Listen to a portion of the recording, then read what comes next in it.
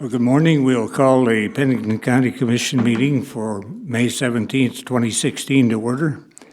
Stand for a moment of silent reflection, then the Pledge of Allegiance led by Commissioner Deb Hadcock.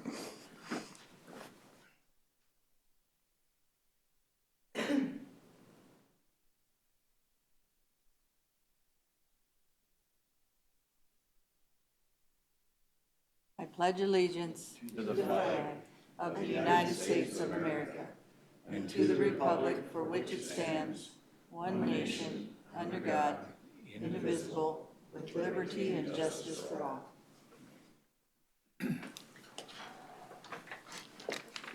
Thank you.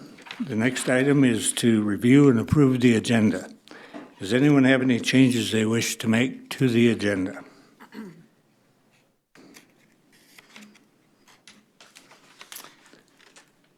If not, do we have a motion?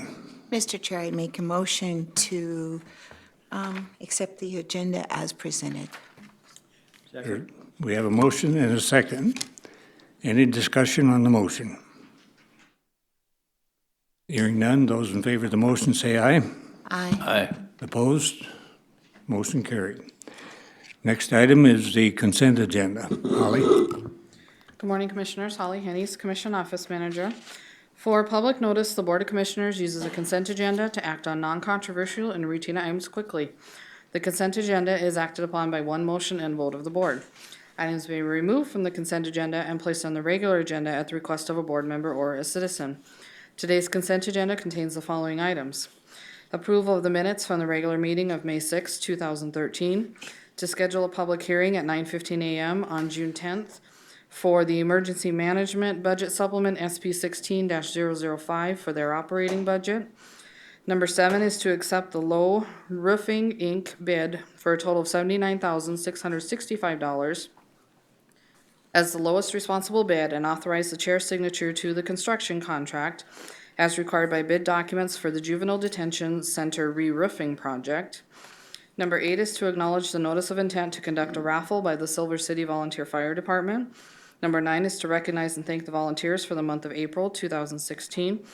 And number 10 is to approve the chairman's signature on the South Dakota Department of Transportation Railway Right-of-Way Joint Powers Agreement for weed spraying services.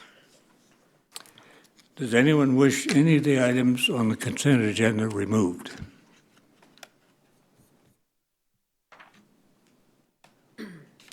If not, do we have a motion? Move to approve the consent agenda as presented. Second. Motion and a second. Discussion on the motion. Hearing none, those in favor of the motion say aye. Aye. Opposed? Motion carried. Next item is item 11, a lien release request, and Eric Witcher is not in the audience at the moment. Is there anyone else who can speak to this item?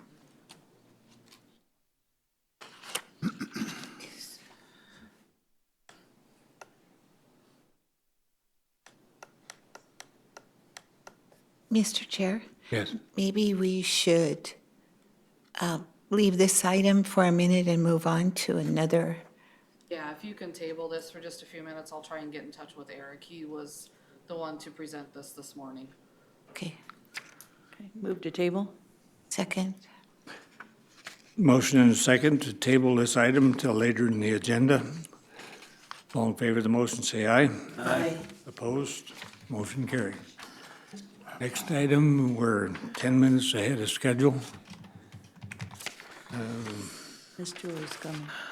Let's see.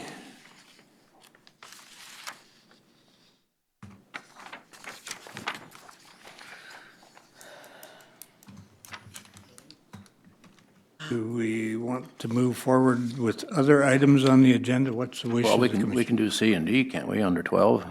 Those aren't Time. time sensitive. The alcohol, or the beverage. We can do those, can't we, Julie? C and D. Talk real slow, Julie. Julie Pearson.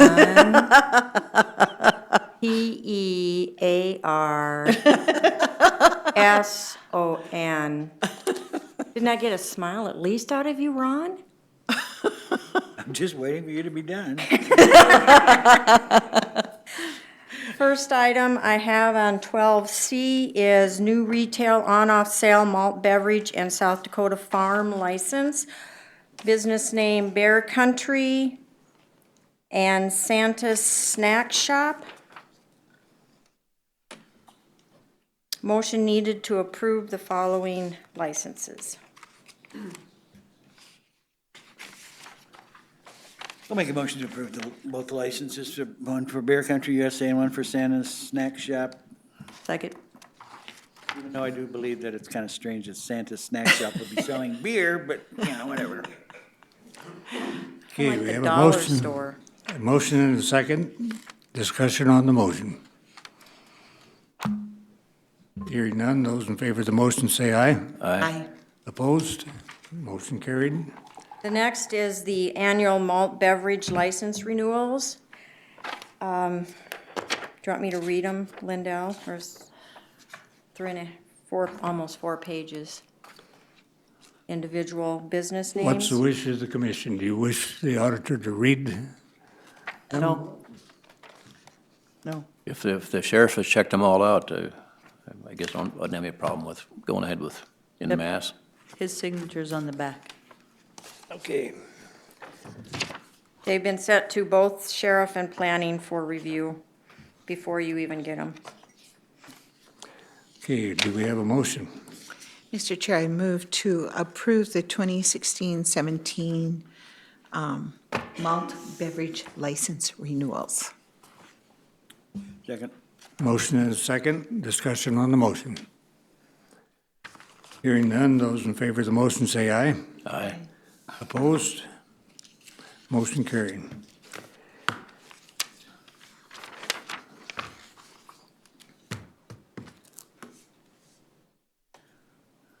See, Eric is here now. A and B. We'll wait for him to present his.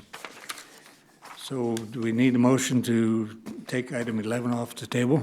So moved. Second. Motion and a second. All in favor, say aye. Aye. Opposed? Motion carried. Item 11.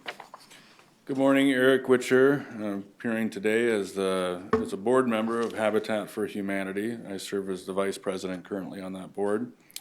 And the item before the commissioners is we are requesting that Pennington County release the liens in a total amount of $3,417.11. And they range from back in 1975 through 2007. That were placed, county liens that were placed on a piece of property located here in Rapid City that, and the legal description is of course provided, but its street address is 140 Doolittle Street here in Rapid City. And Habitat for Humanity purchased this lot and about 3 years ago now. And we are going in the process of building, and then we're gonna need to quiet the title and then eventually have that house serve as one of our family's houses. And just to give you a brief rundown of what Habitat for Humanity does is we provide low interest loans for families to be able to purchase a home, and they're required to provide sweat equity. We have volunteers that build the homes to allow them from getting out of maybe a poor rental situation into home ownership, because we believe that is an important aspect of our communities to build stronger communities. So based upon that, we are requesting that these liens be released. There's a number of encumbrances on the property. Again, the county liens, and I'm sure they were for worthwhile services, maybe even from the Public Defender's Office way back when. However, yeah, every dollar is important for us at Black Hills Area Habitat for Humanity. We're trying to serve more families, and so this would assist us. So that's the nature of the request. Thank you. So Eric, it says that, okay, release the property located that we're talking about, but not release the individuals? How does that work? we're requesting that the liens that are filed, the county liens be released. So do you mean that the individuals would no longer be required to? Well, it says, I assume the motion of the BOC should say that the liens are being released from the property located at this location, but not released from the individuals. That's for me. Both accounts are at collection, so if anything different is done, I'll need to notify CCB. I'm going to call on Jay to Very good, thank you. clarify this, if you would, please. Jay Alderman with the State's Attorney's Office. What I just heard Commissioner Hadcock say is accurate. The motion would be to release the liens that were described against that specific piece of property, but not against the recipients or the individuals that received those county benefits. They would still have to pay, but the liens on the houses would be They would the still be house. subject to it personally. And it would attach to any after acquired property. So if any of them purchase property in the future, it would attach to that property as well. Okay. Thank you, Jay. Any other comments or questions? Is this a bare lot? It's my understanding it is. I'm pinch hitting this morning for our executive director, but yes, I believe it is a bare lot and we're building the house. Yeah, thank you. We do some refurbishing of homes, but I believe Doolittle Street is a bare lot. Any other questions or comments?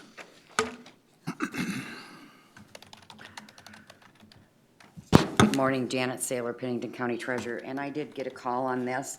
However, I need to inform you that the liens that you are taking off do not include the taxes, because we cannot, they were under the understanding that we could remove the taxes because it was Habitat for Humanity, and taxes do not go away. So I just want to make that clear for the record, that the taxes will still be owed on that property. What are the taxes on At this 140 point, Doolittle?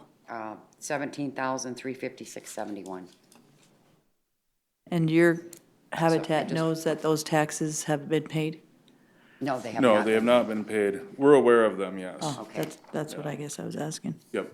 Okay, and you're still willing to assume the property? It's my understanding is we are, yes. I Okay. have a question, Mr. Chairman. Okay, How, any how, how other? many years is that? It's 8,000 of it is special assessment. Oh, okay, because I was gonna say 17,000 on a bare lot is quite high. It's majority specials. 9 on a bare lot is quite high. All but 600 of it is special assessments. Oh, okay, that's more like it. And we can't get rid of those either. Well, I'd ask, but what are the special assessments of that amount? What do they entail? Any idea? Probably curb and gutter and street, And we're sticking to Habitat for I Humanity. guess, anyway. I don't- It's a city special. idea, it would be for an improvement. Probably There was one connection fee or totaling something. 12,000 in 2006. The other ones are smaller. Are they connection fees? What's that? Either alley or connection fees for sewer and water, I'm thinking. Yeah. Combination of loans. Yep.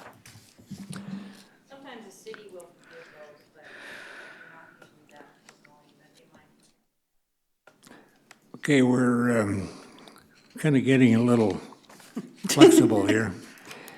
And in order to make sure we have things on the record, I'm going to ask that you speak to the mic for comments from this point forward. And are there any other questions or comments related to this item? If not, I would entertain a motion. Mr. Chair, I want to thank the treasurer for picking up on the tax end of things. So the motion, liens are to be released from the property located at 140 Doolittle Street, but not released from the individuals. Is that the motion? Yeah. Okay. We have a motion and a second. Discussion on the motion. Hearing none, those in favor of the motion say aye. Aye. Opposed? Motion carried. Thank you. Thank you. It is now 9:15. Speak at a normal pace now, please. Now is Julie Pearson, Pennington County Auditor. Now is the time for the public hearing for the general fund budget supplement to the insurance budget. The reason for this is previously our insurance was for the period January 1 through December 1, which created a issue with the application form having to be completed with new year numbers without that individual line items from the budget. When you do the insurance application, you can, there's a lot of subcategories that you can deduct from. You start out with your total budget, professional services, anything that does not create a liability for us. And when we were having to complete it in October and November, we didn't have the line items for the next year's budget. So we requested that the change of our insurance be changed from January 1st to later in the year. I believe it's now May 1st, so that we will have current year numbers. So now we can do an application in about half a day rather than 3 days. And it's far more accurate for us. So in 2016, we're actually paying for a year and four months of insurance, which is what created the problem of the shortage. For 17 on, it will be just fine. So, Ms. Julie, what is the total used this year in unassigned fund balance? Do you have that? Because This would, this also includes a 4.8%. The, because we've had a lot of supplements in the yes, last. most of the supplements are coming from overcollected revenues, contingency funds. This one is actually from unassigned budget, and it reduces the reserves by 0.04. How much is in the reserves now, and how much have we depleted it since January 1st? I don't have those figures in front of me. That report was given to you last week. It's in your annual cash analysis.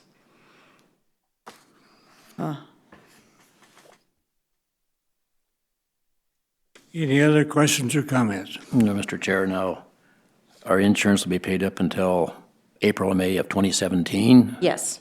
And then the 2017 budget will only have a 12-month premium in it. This is for a 16 is for a 12, 13, 14, 15, 16-month period, plus the increase. So our insurance is going to run like from, May 1 April? to May 1.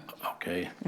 And of the $69,800, 4.8% of that is premium increase, Of the total bill was a premium increase, yes. which is how much of the 69.8 thousand?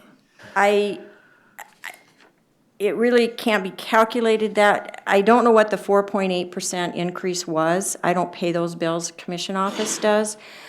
But the 69.8 is the difference that we need in that entire budget. You would have budgeted for some increase in that budget, and this is just the net that we need. So we did budget for 2016, we didn't You only increase. budgeted for 12 But months. we didn't budget for the 4.8% increase for the extra 4 months. I'm sure Holly included some increase, but I don't know what that percent was, whether it was more than the 4.8 or whether it was less. This brings that liability line to zero for the year because we owe no more. Bottom line, part of the 69.8 thousand is premium increase. Yes. Thank you. So, Ms. Julie, one more thing. When we get these papers, it would be nice if we had, if we're doing a supplement to whatever line item it is, that we have that in front of us as well with this paper and where we're getting it from. I mean, you say reserves, I understand that, but maybe show just one sheet of paper that says, you know, where the line item is, and we're taking it from here. This is reserves. We had, so I can look at, it's 439,000, we're taking 69 this time. Okay, Holly can pull that information. It's her budget. Thank you, ma'am. And then the over-collected, or anything that you come up that you're using over-collected, how much we have in the over-collected and then what we're using? Or do we just find out at the end of the year on over-collected? No, that report goes out to you once a month, Okay, and Holly just needs to include it. That would be Yeah. good. Your office has already been sent that information. And You we just got want her to it. copy it and Attached put it in with- with these? Well, anytime it's used as a supplement or over-collected, that paper be, or that revenue source be on the same paper with the sheet that we're taking 69 out of Yep, reserves. she can do and- that. Okay. Thank you, Miss Julie. I have a question, Mr. Chairman. When we say over-collected revenue, is that over-collected for this year, or is that last year's, which of course is a misnomer? It would have to be underestimated for this year or not estimated. A lot of the supplements that were coming through, like the MacArthur grant, when Yep. we budgeted for 2016, we didn't know it was going to be there, so they gave us money, and that we call an over-collected revenue, but it's really not But that- estimated. But that is this year's year, over-collected yeah. revenue. Where the Last year's over-collected we're is done gone, with. is long gone. Yes. And we're trying to track the supplements earlier, like you motioned.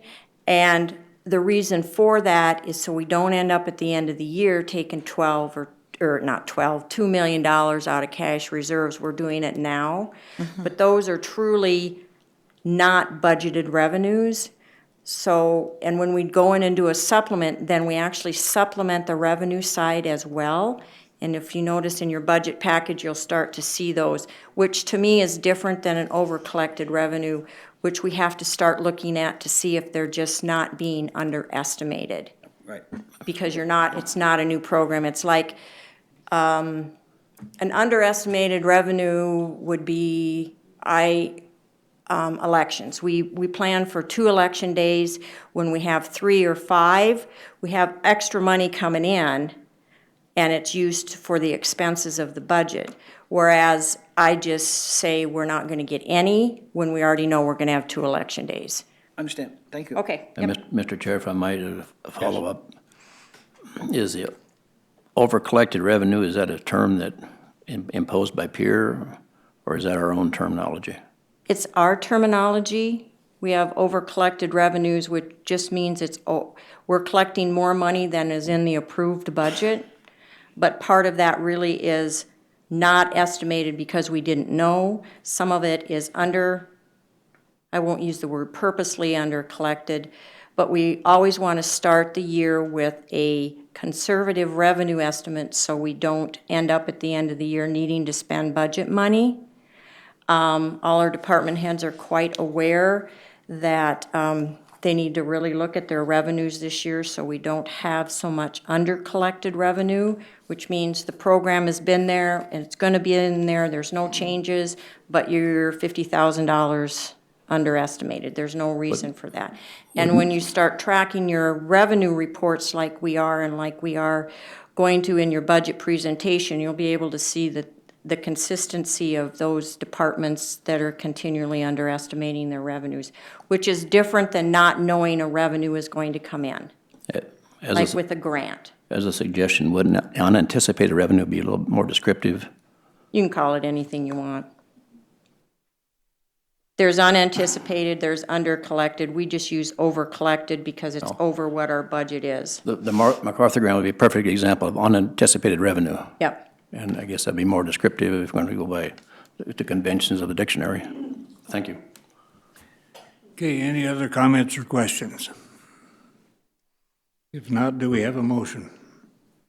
Mr. Chair, I would move to supplement the general fund insurance budget in the amount of $69,800 from unassigned fund balance. Second. We have a motion and a second. Discussion on the motion. All in favor, say aye. Aye. Opposed? Motion carried. Thank you, Julie.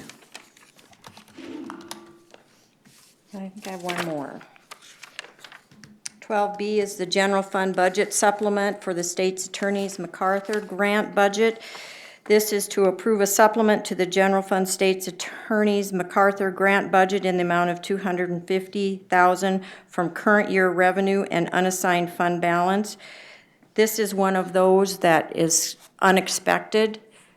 whatever term you want to use. Unanticipated. Unanticipated, unexpected revenue that we will use current year expenses. We had already done a $100,000 supplement to the sheriff's office, but we're changing the funding department, so we're actually doing a negative to the sheriff's office to add to the new amount of $150 for the state's attorney. We're not supposed to do those, but we do it so they can't spend it. And then we fix it on financials. Any comments or questions for Julie? If not, do we have a motion? Mr. Chair, I move to approve a supplement for the General Fund State's Attorney MacArthur Grant budget in the amount of $250,000 from current year revenue and unassigned fund balance from 2015 MacArthur grant funds, and to reduce the April 5th, 2016 Sheriff's Budget Supplement from MacArthur funds in the amount of $100,000. Second. We have a motion and a second. Discussion on the motion. To answer your question, since this is unexpected, unanticipated revenue, it will not affect your reserves. Okay. Answer my question. And Mr. Chair, I'll be voting no. For the last meeting, I mentioned that I thought we ought to cut and run on this grant fund. And thank you. Any other comments or questions? Do we have a motion? We did, I made it. Motion was by Nancy, second by, I'm sorry. So we do have a motion and a second. If there's no further discussion, all in favor say aye. Aye. Opposed? Aye. Motion carried. Thank you. Thank you. Okay, our next item is item 13. This is the Western South Dakota Juvenile Services Center staff requests. Morning, Kevin Tone, Pennington County Sheriff. I know Holly was going to dial in Mike Ortner, the Chair of Fall River County Commission, so let her get him dialed up here and then we'll.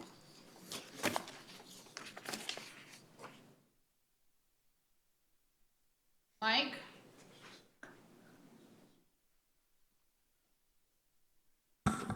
Mr. Ortner, are you online? Oops, that was me.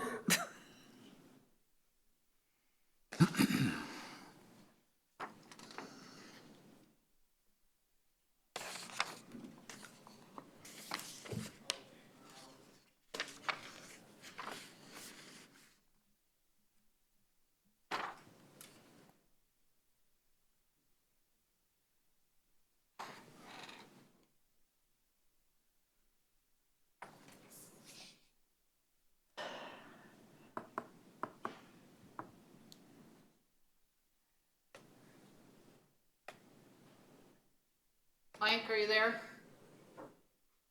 anybody? Hello, hello. Can you hear me now? Yeah.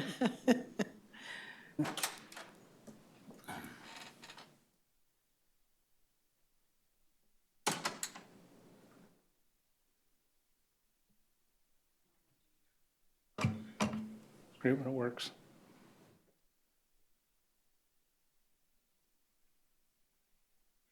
Technology's great when it works.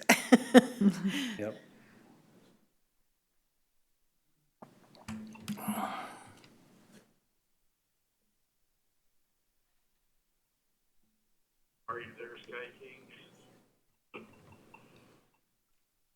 All right, Mike, you've joined the room. Alrighty, very good. Can Mike hear me then? Mike, this is Kevin. Can you hear me? Can you hear us, Holly? You should. Yeah, was that the sheriff speaking or? It was.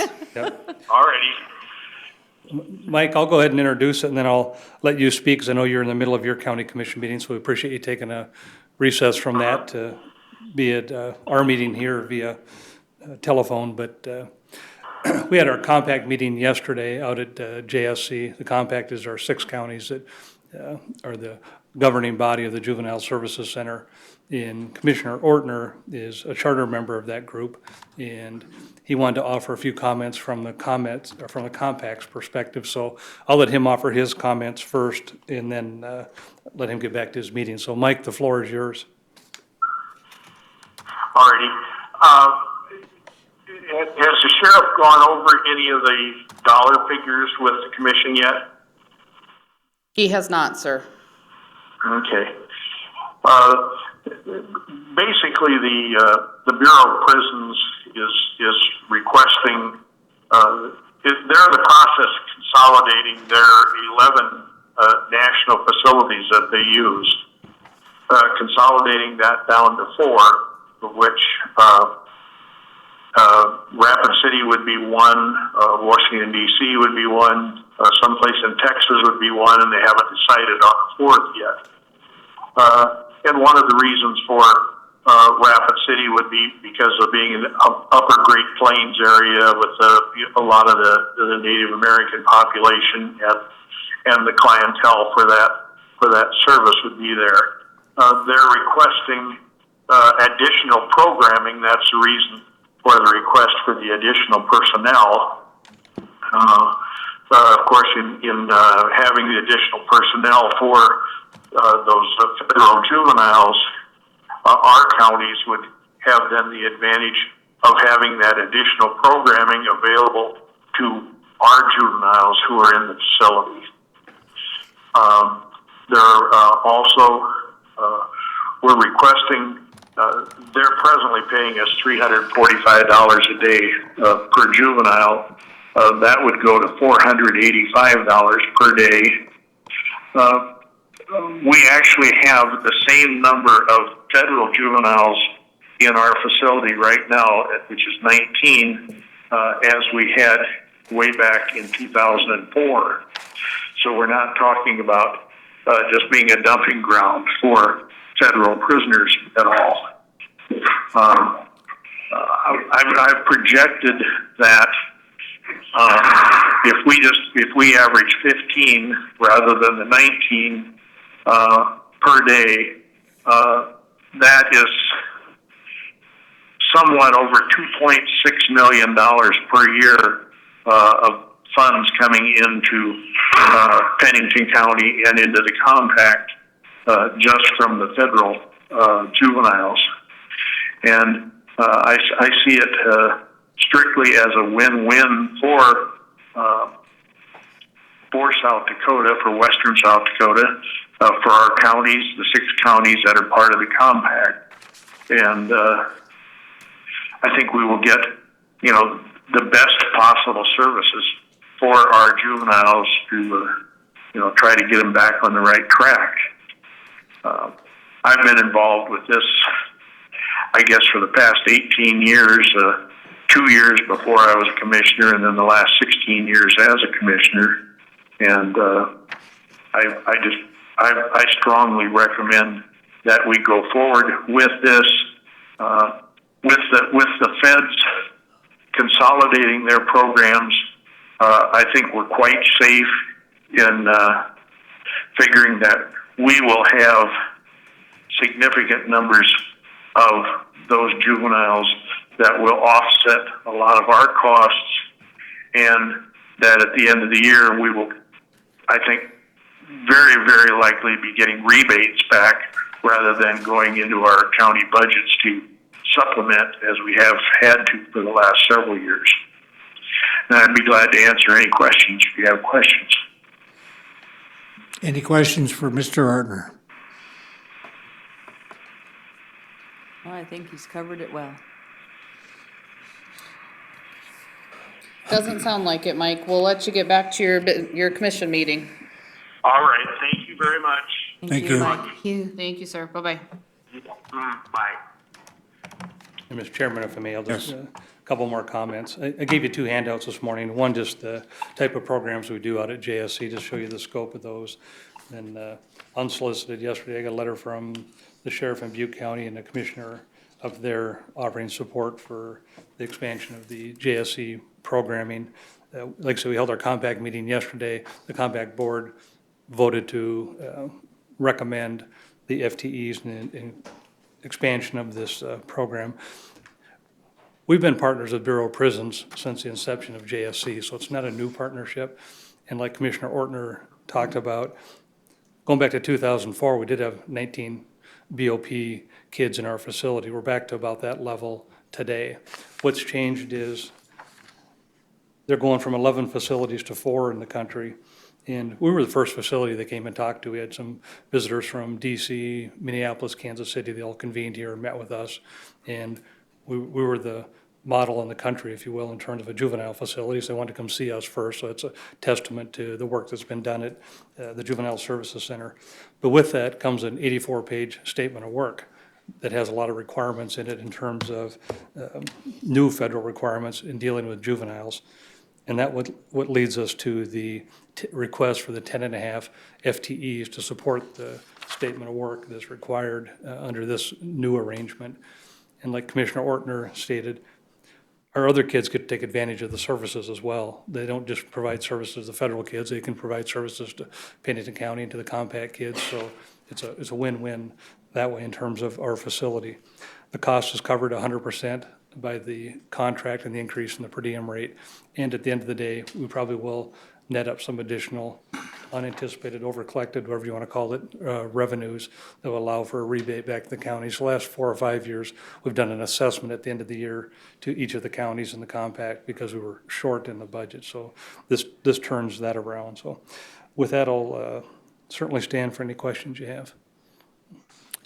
Any questions for Sheriff Tom? How many pages was a statement of work? 84. I listened in yesterday at teleconference. It wasn't my understanding that Commissioner Hadcock was going to condense that to us and give us a 5-minute. You want a brief? Yeah. 10.5 FTEs for BOP. There you go. Okay. New programming. There you go, George. I do have a question on the programming sheet. There's 35, 40 different programs, and the very last one's World War II. And I guess obviously that prompts the question, what happened to World War I and Korea and especially Vietnam? I don't know the answer to that. It must be a volunteer that's coming in and talking about that particular program. Some of these are provided by staff. Many of them are provided by volunteers and come in and have a particular area of history or expertise that they want to share. So I don't know what happened to the other wars. Yeah, that one does stick out. Yeah. Any other questions or comments? Make a motion to approve the 10.5 FTEs for the JSC. Second. Okay, we have a motion and a second. Does the content of the motion address what you are seeking? Yes, it does. Mr. Chairman. Yes. I'm normally against hiring new people, and then when you come in for 10.5, it's, gee. But I think with, the way the sheriff explains it, I think we're gonna get paid for it and give us 10.5 more people a job, and I think it'd be good for the kids out there. Yeah. And I think it's an opportunity for Pennington County to show off a little bit more of our skills and how great we can do out at JDC. So I will be in favor of it. Okay, any other comments? Mr. Chair, I'll repeat what I mentioned yesterday to the compact board. My big concern is not having a floor on the amount that the feds would provide to us in the way of dollars. And the reason for that is the worst thing we can do to people is have fluctuations in staffing level. And if we're totally at the mercy of the federal government on how many kids they bring in. And that obviously would affect staffing. So I want to go on record as saying that I have that reservation about the people we hire and fire, or I shouldn't say fire, let go because of the dollars coming from the feds. We have no control over that. Thank you. Mr. Chairman, if I may. Yes. At one time, JSC had close to 90 kids in there a day, and having less kids in jail is a good thing. Today we're staffed for about 41 kids, so less than half. And Sheriff Holloway started it, and then I inherited it. But as the number of kids decreased in average daily population, so did the staff. So Commissioner Farabee brings up a valid point, but it wasn't just driven by federal kids, it was state kids, Pennington County kids, compact kids, all the kids. All the numbers went down in the facility. And most of the staff we absorb through attrition or move to the jail, and we try and do that in any of our programs. So there is no floor to any of our programs, whether it's detox, JSC, the jail. We just don't have a guaranteed floor in any of our programs. It just doesn't exist. And I appreciate the concern about what happens with staff if programs go away, but we absorb what we can through attrition and then make hard decisions if we have to. The other thing, Kev, is that they're shutting down 11 and we're one of 4. So I don't see that happening anytime soon where they're dropping us. And then we have the out with our contract of 180-day out if we don't decide we want to do this anymore. So am I correct in that? Mr. Chairman, if I may, it's Yes. 180-day out clause for the feds and for us. And the intergovernmental agreement goes through 2022. And I agree that as facilities consolidate, it's harder for other facilities to start up. So I think that in and of itself gives us some sustainability going forward. That's the bottom line. It's a sustainability with the 2022 contract. So I'm with you, Kev. Any other questions or comments? And I'll add that trusting the feds is probably not a good posture to be in. Thank you. If there's no further comments, all in favor of the motion say aye. Aye. Opposed? Motion Thank you. carried. Thank you. Thank you. Next item is item 14, VOCA bonus. And before we proceed with that, I'll take your personal privilege of congratulating our state's attorney, Mark Vargo, for being identified as the prosecutor of the year. Yeah. Congratulations. Thank you, Mr. President.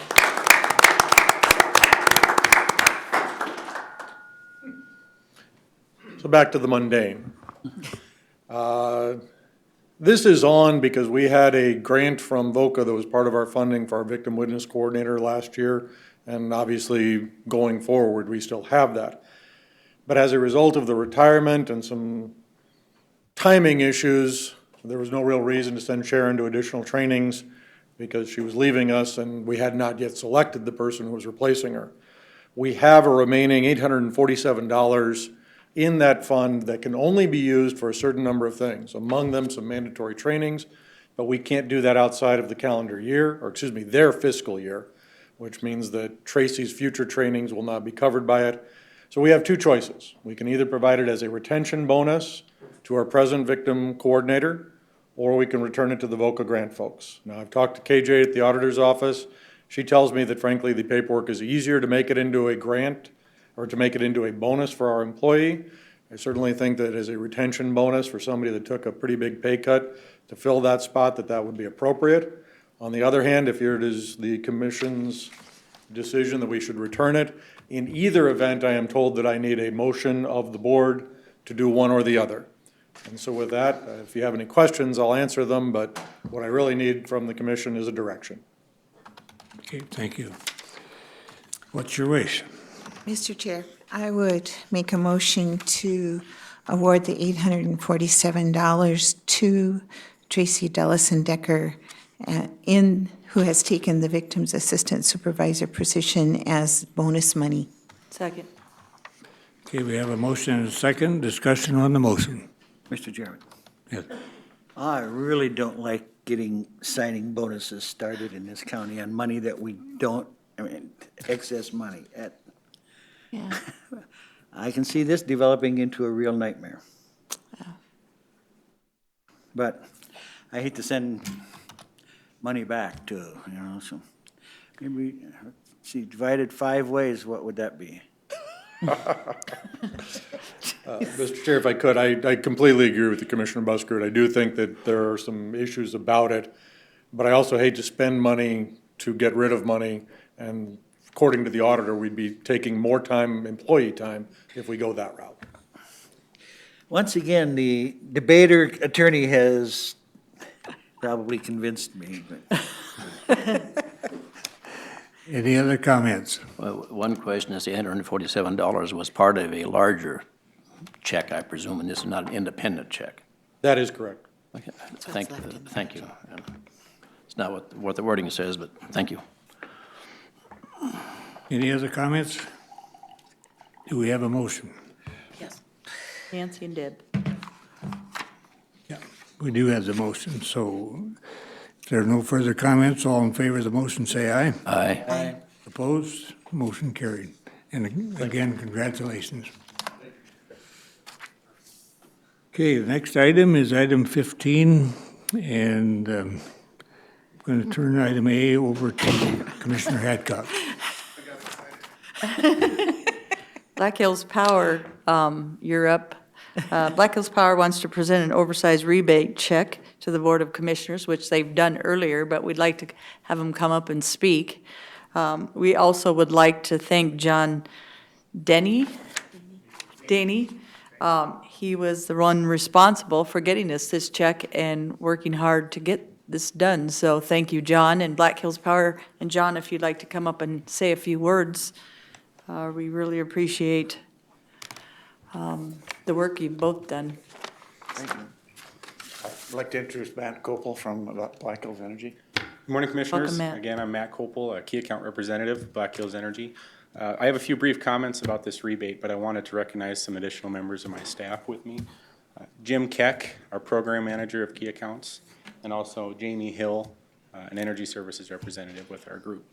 So today I have a combination of 4 separate checks totaling the amount of $33,265.49.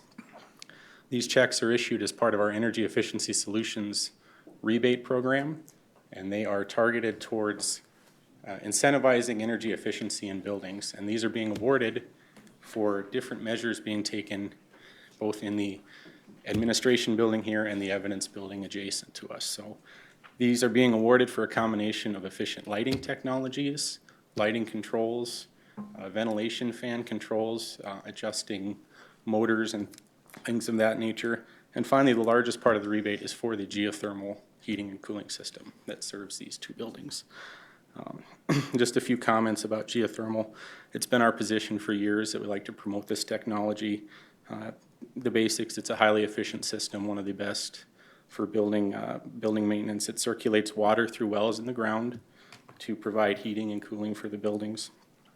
Our conservative estimate at this time that we based our rebate amount on is 10% energy savings over an equivalent system at this time. Now that is very conservative based on just what we've observed in the past year or so. The other comment I want to make is that the usage from this geothermal system qualifies for an energy storage incentive rate from Black Hills Energy. So that rate charges you a lesser amount for those kilowatt hours you used to buy that heating system. And that rate is providing about a $20,000 per year savings over a standard commercial rate. So last, I would just want to close with a commendation for your buildings and grounds staff. Going back probably over 20 years, your staff's done an excellent job in all of your buildings, promoting energy efficiency, being on the cutting edge of technology for your buildings, and ultimately kind of getting a win-win in terms of operational savings and energy efficiency. So we'd like to appreciate their efforts too. Thank you. John, do you have a few words? Nothing more than Matt's already said, but thank you. John is with Buildings and Grounds. He's one of the employees. And again, I'd like to congratulate the Buildings and Grounds people. They have always been above and beyond for Pennington County of getting things done and doing it efficiently. And John is just part of that team. So we appreciate you, John. Thank you very much. I appreciate it. And Black Hills Energy has been great partners with us for quite a number of years. So Thank you, Matt. Thank you for your time today, and I'll make sure to leave these. Thank you, sir. okay. Thank you.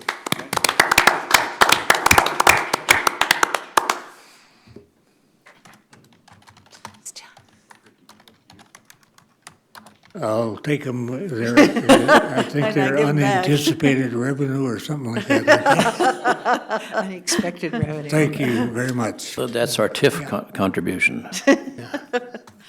Black Hills Sheriff or Power. TIF?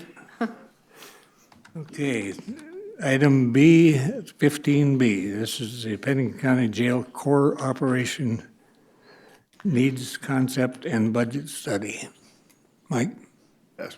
Good morning, I'm Mike Cool, Pennington County Buildings Grounds.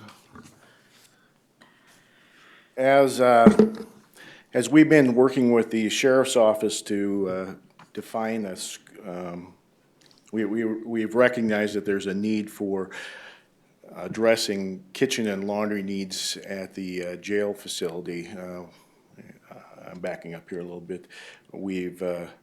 Over the years, we've added additional cell blocks through the jail annex, and the core needs of the jail weren't addressed at the same time as these, as we've added additional load onto these core functions of the jail.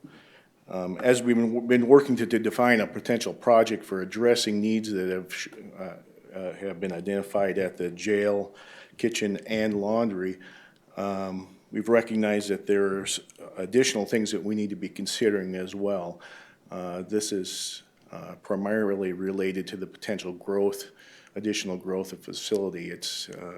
We have kind of reserved the space that is we call the jail parking lot right now, that's to the east of the main jail facility, for future growth of the jail. And that's where we believe that an expansion of kitchen and laundry facilities would go in that direction. But going in that direction also potentially hinders us for future growth in terms of if there is a need to add additional cell blocks in the future, that would be the location to do that. There are a lot of things in circulation that need to be considered in regard to how these things will happen over time. So we've had did some initial analysis of the kitchen facility, and the Sheriff's Office has actually invited Venture Architects, Mr. Tom Paulette flew in and kind of did a tour of the facility with us, and his recommendation was that we do some initial analysis to help us understand what these moving pieces are, so that we don't make a mistake now that impacts us in the future and limits us. So we're seeking commission authorization to allow us to enter into a contract with Venture Architects to study this for $150,000, plus $20,000 in reimbursable expenses. That's a not-to-exceed price. I believe the sheriff is here if you have some, if you would like some input from him as well, and I think Chief Deputy Mueller is as well. Morning, Kevin Tone, Pennington County Sheriff, if I may, Mr. Chairman. And we sought out two consultants. You know, the original kitchen and laundry is just that from 1990. It's never changed in terms of been renovated or in size. We did add the annex, and Mike talked about maybe someday additional jail space. Hope that's 20 or 30 years down the road. Never would be okay, but if it's 20 or 30 years down the road, we're not talking immediate. But that parking lot is the footprint where that would go someday in terms of a long-term master plan for our campus here. And so we had Tom come out from Venture Architects and talk to us about ideas, and the more we talked about it, the more he realized that we didn't know for sure what we needed, and he would come through and walk us through that process. He's highly recommended. He's currently doing Burleigh County, which is Bismarck, North Dakota, their jail. I've talked to the sheriff up there. We talked their references for him and our laundry and food consultant, both highly recommended. They do correctional stuff specifically, so they're the right people to look at our programs. We've even talked, could we go out with an off-site facility for laundry and kitchen? You know, put up a metal building somewhere and operate out of it instead of attaching it here. There's just all things to look at, and he's willing to walk us through that process. And then whatever fee we pay him will be applied to his fee if we do hire him and move forward with the project, so we recoup that cost. Is that right? Yep. Okay, any questions for Kevin or Mike? Mr. Chair, we talk about future growth of the jail. The last year or so, we've been talking about reduction in incarceration. Those two notions are not reconcilable in my head. The MacArthur grant was, and we signed on to that to reduce incarceration, but yet you're talking future growth. Reconcile that for me, would you? What we are doing is talking about protecting our ability for future growth, not necessarily future growth at this time. We're trying to address current needs in relative to the jail's kitchen and laundry. But in order to do that, we need to understand how we do some study so that we can, if need be, as the sheriff has pointed out, we have the ability to grow.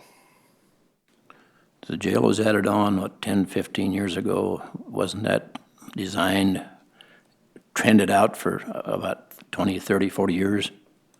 Mr. Chairman, if I may. Yes.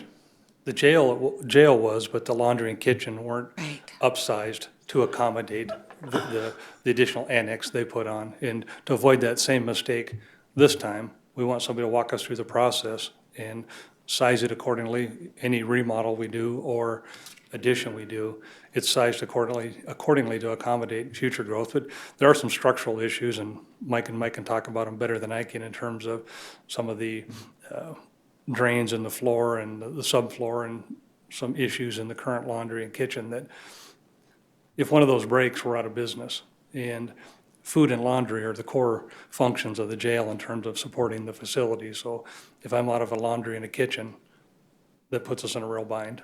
So what they're saying is we need to redo the kitchen and the laundry no matter what. And if you're gonna do it, it's more efficient to do it. You don't have to build the future growth on it, but you wanna make sure you can, so you don't have to come back and spend more money than it cost you to already provide those functions to move forward in the future anyway. So it needs to be done no matter what, because of the core functions in that kitchen. You need to go see that area in that laundry area to understand, I think, what these guys are talking about. But it needs to be done, and they just want to make it efficient enough so if we do have to add on, that it's done right. The problem that we're trying to solve is the kitchen and laundry problem. We're not trying to build additional capacity in the jail in terms of cell blocks or anything at this time. We're just trying to address that need. And we're trying to protect our ability to grow in the future now by doing this study. So what you're already saying is the planning wasn't really up to speed Mr. whenever. Chair. Mr. Chair. Yes. I want to address his concern about planning.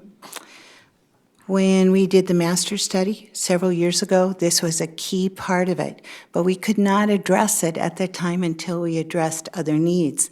Now we are at that point because of master planning, and we did a good job of it. We know now we need to address this, and we want to continue in the tradition of doing good planning for the future building or possible building by carefully studying this, as we have done for the last 8 years.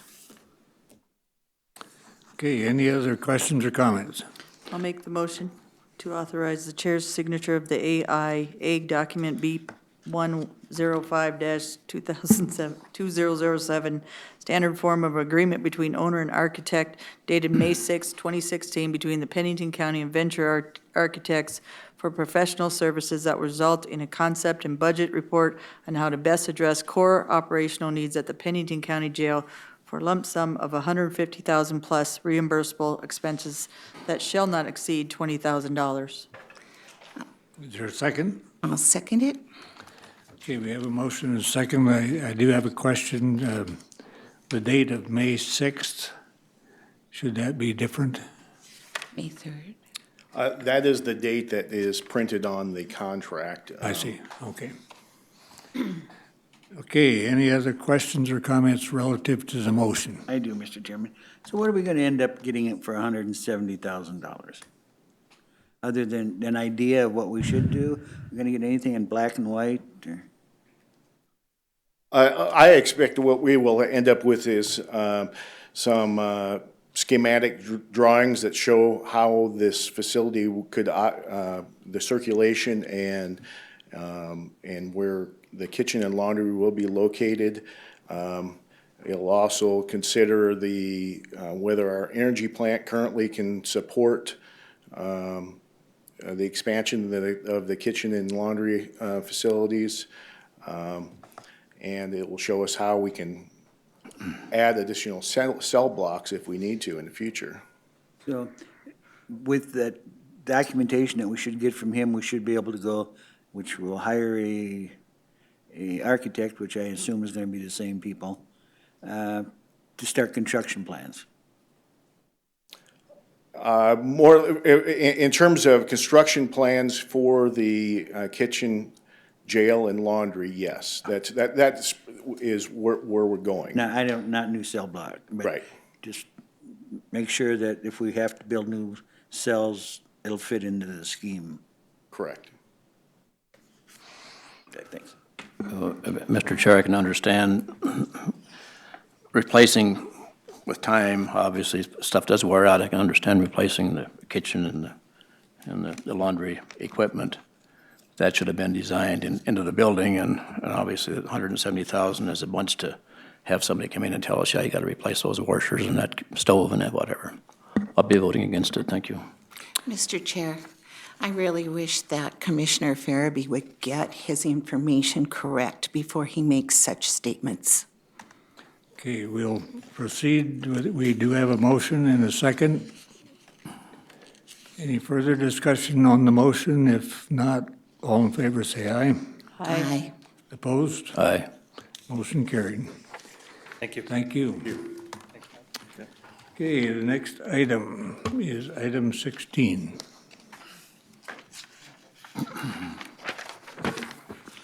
Good morning, Nick Strout, HR Director, Pennington County, and the Chair of the Compensation Committee. This is a continued item from last meeting, the title change from Water Protection Coordinator to Environmental Planning Supervisor. The change that was requested was that supervising was put into the essential functions, so we copied it from the position objective and made it into the essential functions, so that the person currently occupying and then any future person that's going to occupy this position will know that supervising and evaluating the work of others is a top function of this position. So again, the Pennington County Compensation Committee voted unanimously on April 11th, 2016 to approve the title change of Water Protection Coordinator to Environmental Planning Supervisor. And one of the requests I did have was that the org chart in the last packet was difficult to read, so I had Andy put it up on the screen. When it was copied from color to black and white, it didn't take last time, so I threw it up there. If anyone has any questions about the proposed hierarchy or org chart, I can answer them from a HR compensation perspective, and then I know PJ's here to answer them from a planning perspective. Okay. So this was in your packet. It was just easier to see, hopefully, on the big screen. Okay, any questions for Nick?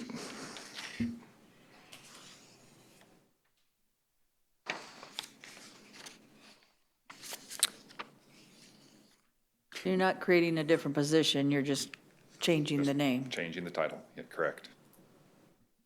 Do we have an environmental planner?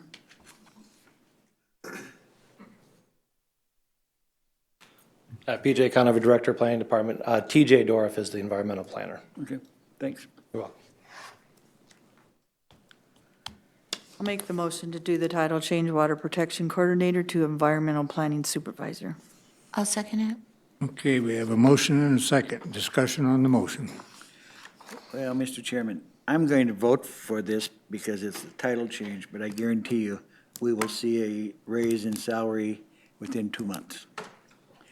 I respectfully disagree. We feel that this is graded appropriately. We just want the title to more accurately reflect the duties being Thank you. performed. Would you note that in the minutes, Please. Please do. Hold us accountable. And is Brittany Molitor this position? Correct. I'd like to say a few words for Brittany, because every time I've needed Brittany to go out with me on anything to do with water protection or septic, or we went out on Spring Creek, she was there, she got it done. The people that work with her or that she has brought with us that are engineers from the state or otherwise, she's very well respected in this community for what she does. So Brittany Molitor is very good at what she does, and I appreciate everything you do, Brittany. You've been there for me on anything, and sometimes they even give me her cell phone and say, oh, just give her a call quick, Deb, and ask her that question. That's how easy it is, and she's never been bothered by that, which I appreciate, which I try not to do after hours unless I feel that my schedule's not gonna work with hers because she's gonna be gone. So Brittany, thank you for everything you do as well. This title change well fits you. You've done many things with STIPs and other things, so. Okay, I think we have a member from the public that wishes to comment.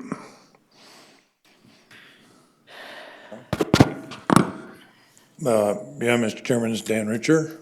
This has nothing to do with planning, zoning, Brittany, PJ, nothing. It's just exactly what he said. I've been religiously sitting here for over 5 years in 90% of these meetings, and I don't think it'll be 2 months. It'll probably be slipped in sometime during the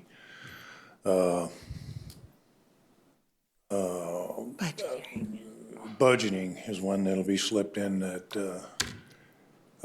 the promotion will come. And everything that Commissioner Hadcock said is great and wonderful. Everything I've ever asked of Brittany, she's given me. But again, that's not supervising. That is answering questions from the public or the commission. And again, I think 2 months is too soon. I think it'll be within 6 or so. Thanks. Can I comment, Commissioner? And that's fine. Yeah, I mean, anyone can believe whatever they want, but it's your responsibility to hold us accountable. If that's not the wish of the commission and we put it on the agenda, then please vote it down. I mean, that's not our plan. We want it, I want every title to accurately reflect the duties being performed by the incumbent and to set us up for success in the future if a person no longer is in that position. So, Well said. that's all. Thank you. Thank you. Thank you. Mr. Any Chair. other comments or questions? Yes, I do, and that was a good transition of the position. Management 101, all the way on through MBA, there's 8 blocks up there on that chart. Now, I've never ever heard an organizational chart called a hierarchy, but that aside. Span and control, basic concept. You mean one person can't directly supervise 7 people? These people have similarity. If you got 3 or 4 different people, totally different, maybe that's a span of control. But I can't imagine why you need another level of supervision.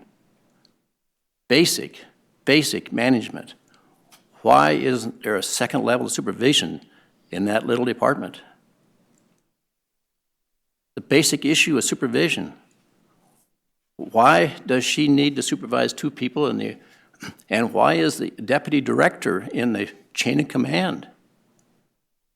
The deputy director in all of the organizational charts that I've seen over the years, and I've been around a couple of years, the deputy or the vice or whatever is off to the side. And that person then becomes in charge when the person in charge is gone. This is unbelievable to me. I appreciate that, Thank you. George, but I'm going to disagree. If you're in the planning department and you watch how the positions and how they work and what they do, I'm going to disagree. If you knew that organizational chart and what the workload is on those people, you'd really know why that chart is the way it is. The man that runs that department knows his stuff. So he did that because of the workload as well, so they got it detailed out. That planning department, from what we put on them for a workload, you should see it, George. It's crazy. So he's trying to break it out a little bit so that workload is going into specific areas of management. So it's done, as you can always say, because you're the biggest complainer of the planning department.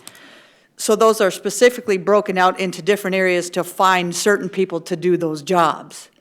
And you of all people, George, know that because you call them the most with most complaints in that department, and I know because I talk to your constituents as well. So I think he did it right. I think he knows what he's doing. And from being up there, I'm gonna tell you, that workload is, they could use more people. So if anything, put some more people in there, and if that makes you happy so he has more people to do it, he needs them. So let's get it done. Okay, we have a motion and a second. Anything further on the motion? I have one more comment, Mr. Chair. You take that chart, for lack of a better word, and hand it to an MBA class in management, and you'd get a hell of a chuckle. Thank you. Well, I never took an MBA, but I own a business, and I do a hell of a business, George, and I don't need an Okay. MBA chart to get it done. I have enough common sense to do it by Okay. common sense. That's enough. I'm going to call for the vote on the motion. All in favor, say aye. Aye. Opposed? Aye. Motion carried. Thank you. Thank you, Nick. Next item is item 17.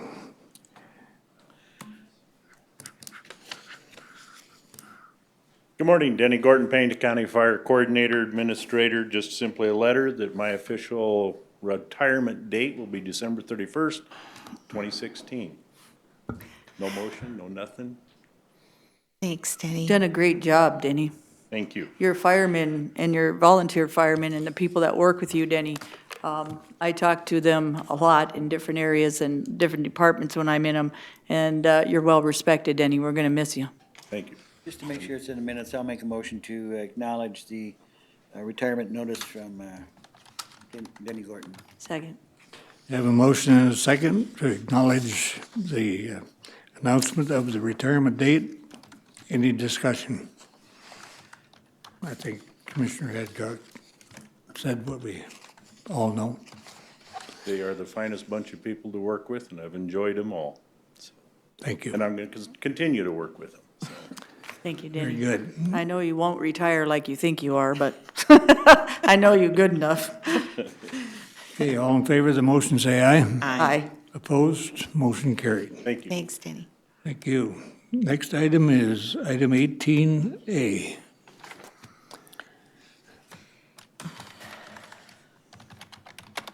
Good morning, Commissioners. Tom Wilsey, Highway Department. This is brought to you the award recommendation for 2016 BR 638-360 and BR 664-360, bridge replacements along Baseline Road. We had a bid opening on May 5th. We received 5 bids for this project. Mainline Contracting of Rapid City was a low bidder at $85,907. Our high bid was to $247,787, very large range. Our estimate, the engineer's estimate was 160, so this is quite a bit under our estimate. Cost for the boxes, we bought the boxes prior to this, so this doesn't include that. Cost for the boxes for the 638-360 was $40,180. The other box, the 664, was $58,433. So the total cost of this is in the neighborhood of $180,000. And did your 160,000 estimate include the boxes? No, it did not. We estimated 160 just for the installation. Scary a little bit that the low bid's 85, half? No, because I know this company, they'll do a good job. Okay. I'm very comfortable with their bid. What's your job? This was in our 2016 budget, and I'm requesting a motion to award 2016 BR 638-360-16 and BR 664-316 bridge replacement baseline road to Mainline Contracting, Inc. of Rapid City, South Dakota, in the amount of $85,907.60. So move. Second. Motion and a second. Discussion on the motion. And, Mr. Chair, once again, this is both of them, not. This is not- both. Not per each. This is both of the boxes, installation of both. And another question, Mr. Chair, no engineering involved as opposed to the Antelope Creek Road, there was engineering for 40 or 50,000 and. Oh, I did not bring that number with me. The engineer, we did the engineering within ourselves. I could estimate what the cost was for it. But we didn't We have did the it- engineering ourselves in-house. At Antelope Creek, we engineered that for 40,000. We had somebody else do it, yes, and it was 40,000 some odd dollars. And I should know this, but Palmer Creek, did we engineer that or did? We did that ourselves. Okay, thank you. Any other questions or comments? We have a motion and a second. All in favor of the motion, say aye. Aye. Opposed?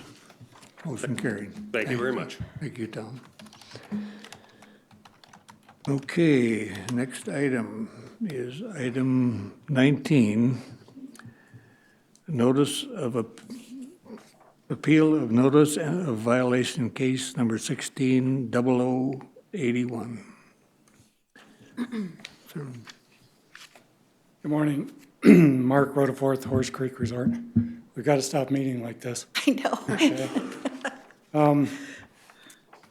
On April 20th, you may recall that when you met as Board of Equalization, you issued a ruling that park model RV at Horse Creek Resort in my RV park was not subject to property tax.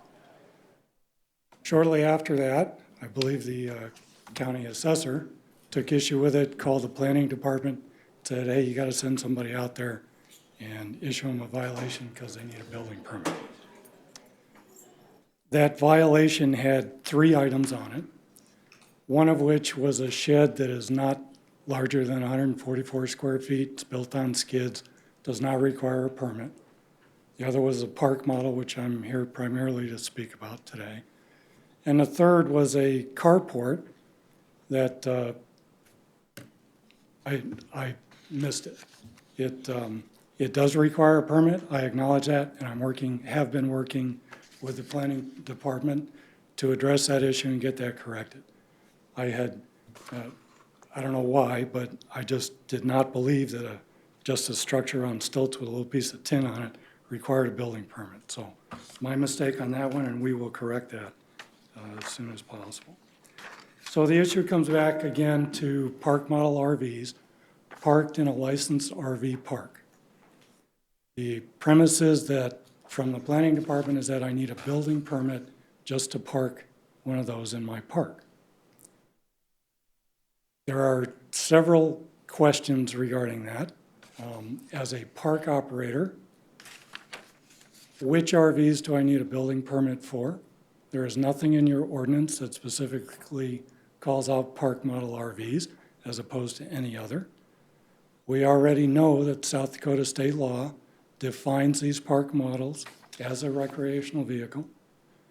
They meet the definition of recreational vehicle that is in your county zoning ordinance. There is nothing to indicate to me as a park operator that these are illegal to be placed in a park. The assumption that a park model RV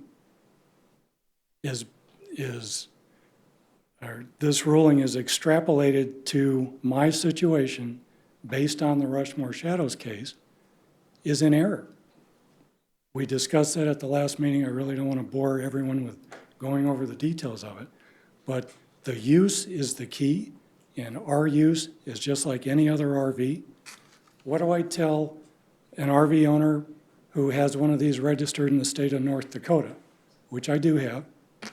There's reciprocity involved here. He's got an RV license in North Dakota, wants to stay in my park. How am I to know which ones I got to get a permit on? Is there somebody on call in the planning department 24/7 that when I get an RV that checks in, I can get a ruling? Because this is, It's Gone too far. well, okay, but truly, as a park operator, these are a licensed RV. I rent space in my RV park, so that's my issue. Mr. Chair, Yeah. Mark, I want to clear this up right away. Okay? Why are you so sure our county assessor called the planning and zoning and sicked them on you? Well, I didn't use those words. I believe. Yes, that- but that's what you were saying. Yes, I believe that, and I'll tell you the reason why. Because there was a special tax ID number created for one of my customers' park model RVs. And that is the tax ID number that was originally put on this notice of violation. It does not exist in the property data records online. The only one who knew that ID is It's the a matter county's- of public record. Get real. We don't Okay. do things like that in Pennington County. I might be wrong, but I do know. Yes, you are. Okay. So then you have instantly not made me on your side. Do you understand that? I will try very hard to be fair, but don't accuse us of that in this county. Okay, that's fair enough, but that's the way it appeared to me.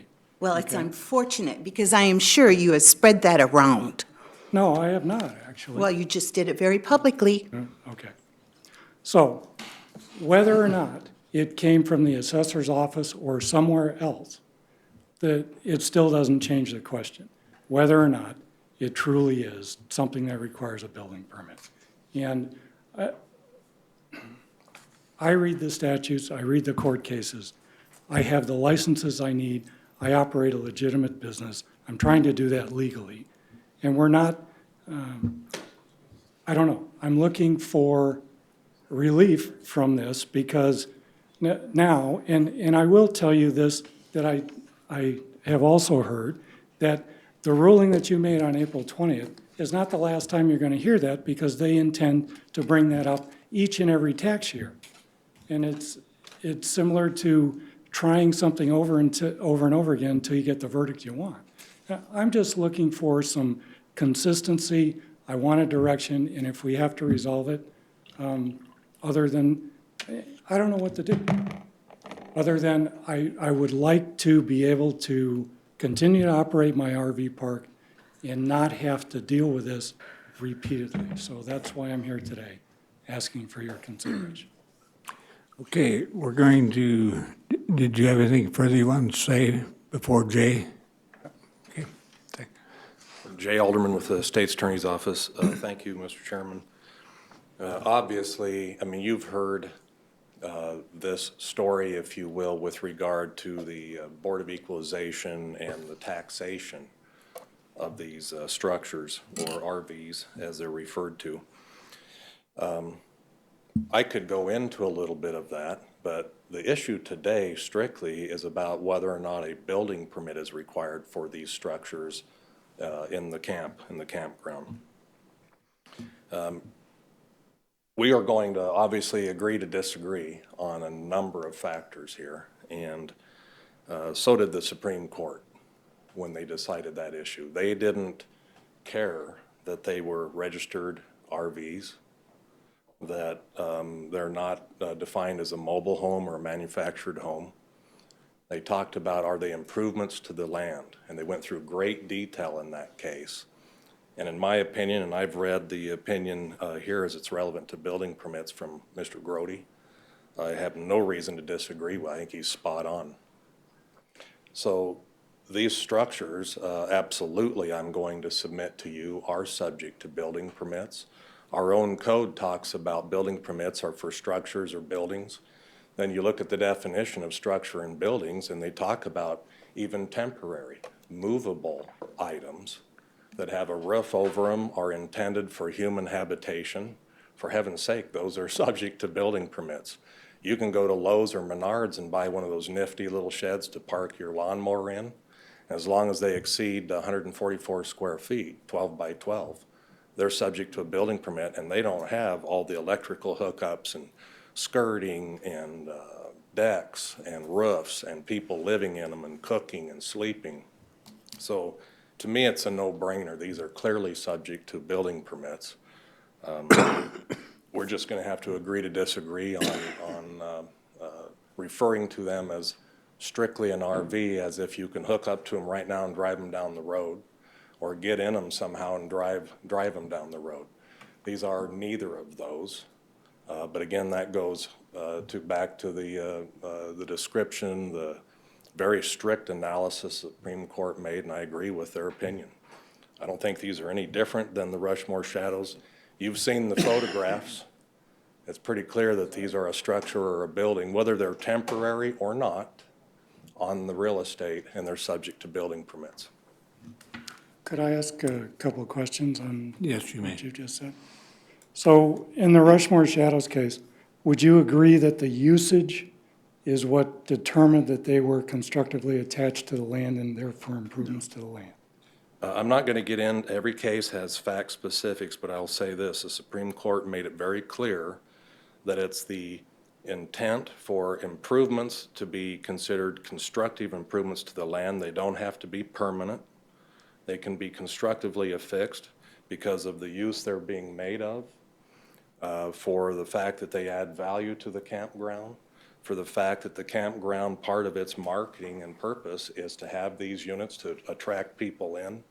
That's exactly what these units are on your facility. That's exactly what the Supreme Court felt those units were at Rushmore, in the Rushmore case. So to me, I don't see a distinction. Okay. Well, I guess we disagree. Hunter, let's, I have a fifth wheel RV that just came in, staying with me the whole summer, and is likely to stay during the winter. So how is that different? They're both RVs under the law. They're both with me for a long period of time. There is no definition of how long any RV operator can keep somebody in their park. The rules don't change if you're there for 2 days or 2 years or 20 years. And the property ownership remains with the owner of that RV. It does not enhance my campground any. It's like saying if you park your car in a metered parking spot that you've somehow increased the value. It's the same thing. You're renting a space for a temporary period of time. So I guess that's, I don't know what else to say about it. I believe that we are correct under the law and ask that you. Okay, any questions by the commission for Mr. Rutherford?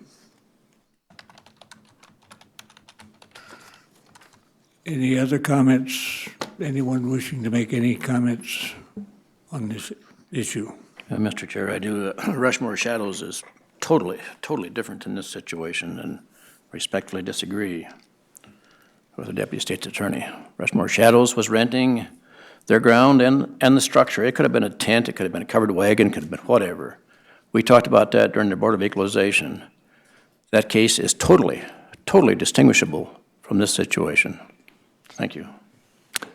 So, Okay. Mr. Chair, could I say one more thing? Okay, we're here talking about the building permit because we've already decided the taxation thing.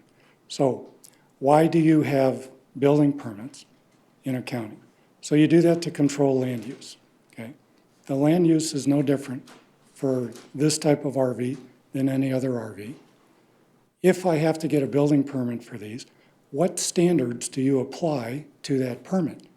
Do you default to the commercial zoning where your minimum lot size is 1/2 acre? Or is it just we're gonna wing it when the request for the building permit comes in? These are all things that are undefined, and I suggest that they don't need to be defined because the guidance is clear. The statutes define them as RVs. You define them as RVs in your zoning ordinance. I'm a licensed RV park. So even if I were to go after a permit, what's the main purpose of a building permit? Yeah, you're going to control land use, but you really want to know what structures are out there for taxation purposes. And we've already decided that question. Mr. Robert, you received a letter June 10, 2014, I did. and it describes it in section 506 of the zoning ordinance, why this needs a permit. Also, Say it up straight. I think I was wrong on how I taxed your property. So, I wouldn't keep using that because at this point, once I see this added with the property taxation, I believe I was wrong. So I'm gonna say it up straight. The other thing is I kept saying it looks like a structure. It also doesn't have something you can just drive away. It's like a trailer. You hook your house or whatever, your trailer on the back of whatever this is, and then you drive it away. You're not just sitting there in something that I could just drive and start camping. You're gonna have to take your truck or whatever pulls this thing and take it with you, kind of like you would a trailer or anything else. It's a structure. It needs a permit. I think, again, I was wrong on the taxation, and if it does come up every year, unless somebody, and I will look this up thoroughly before you come up next year, because I will be here, to make sure I get it right, and that I believe we can prove that this is a structure and that Pennington County and the taxation and the planning department is correct, and the state's attorney, sir. Okay. Mr. Chairman. Just as a note, I'm sorry. I didn't mean to. I appreciate that, Deb, and we need to do that. But unlike George, you don't have a law degree. So, so you can't figure it out. So I have to rely on our state's attorney and if it has to go to court again, it has to go to court, and I hate to have you spend the money to do that. But maybe that's the way it's got to be finally decided, because frankly, I can see both sides of the story, but I don't think we're going to be done with it until somebody higher up than us decides it. Mr. Chair, if you recall, during the Board of Equalization, I suggested very strongly that the legislature fix this gray area. You're right. 66 counties shouldn't have 66 different sets of rules on how they consider this particular situation. That's what the legislature's for. And so we, the board, should recommend, since this is probably we're the dominant county in this issue, we got how many legislators? 15, 18, depending upon how you count. Well, I'd be able to find somebody to take that to the legislature for us. Now one more point. How can we tax him for something he doesn't own? How can we require him to get a building permit for something he doesn't own? Now, that's the simple, basic question. He doesn't own, as I understand it, and I could be wrong, he doesn't own that structure. It's building it. What? He doesn't own that structure. Somebody, he might have sold it to this person. Mr. Chair? But, excuse me, I have the floor. I have the floor. How can we tax somebody for something require him to get a building permit for something he doesn't own? It doesn't get much more basic than that. Thank you. Mr. Chair, I'm glad you finally went back to the motion, which was about a building permit. And given your most recent reasoning, any contractor that goes out there and builds a building shouldn't need to have building permits because he's going to sell it and he doesn't own it. Come on, George. Okay. Any Chair, further? I need to respond. That's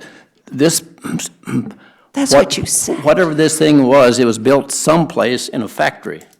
No, it wasn't. He built it. What the You hell? said you were building them. Call the Mr. question. Chairman. Call the sorry, question, ma'am. guys. I'm done. A motion. I'm done. Okay, I don't have a motion. I'm going to make a motion to deny the appeal. we're getting scattered out here, and There's a motion. in order to narrow it down, I would entertain a motion. I'll make a motion to deny the appeal of violation case 16-0081. Second. We have a motion and a second. Now, discussion on the motion. I would like to see some of the laws and rules, and today I will be voting to deny until we can figure out this issue, guys. It's confusing one way or another. So, again, after seeing some of this, I don't know. I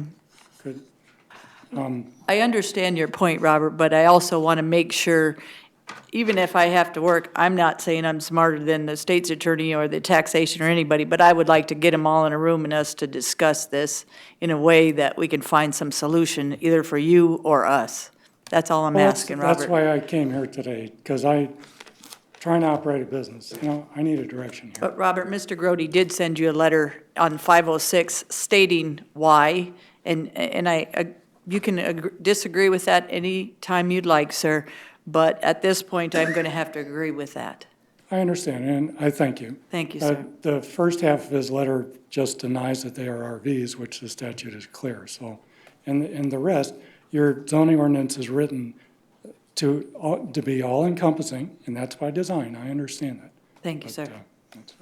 Mr. Chair, before we vote, let the record clearly show that you do not own that, whatever it is, correct? That's correct. He doesn't. And it wasn't constructed on site, it was constructed someplace else. Those are factory built, yes, Okay. not by me.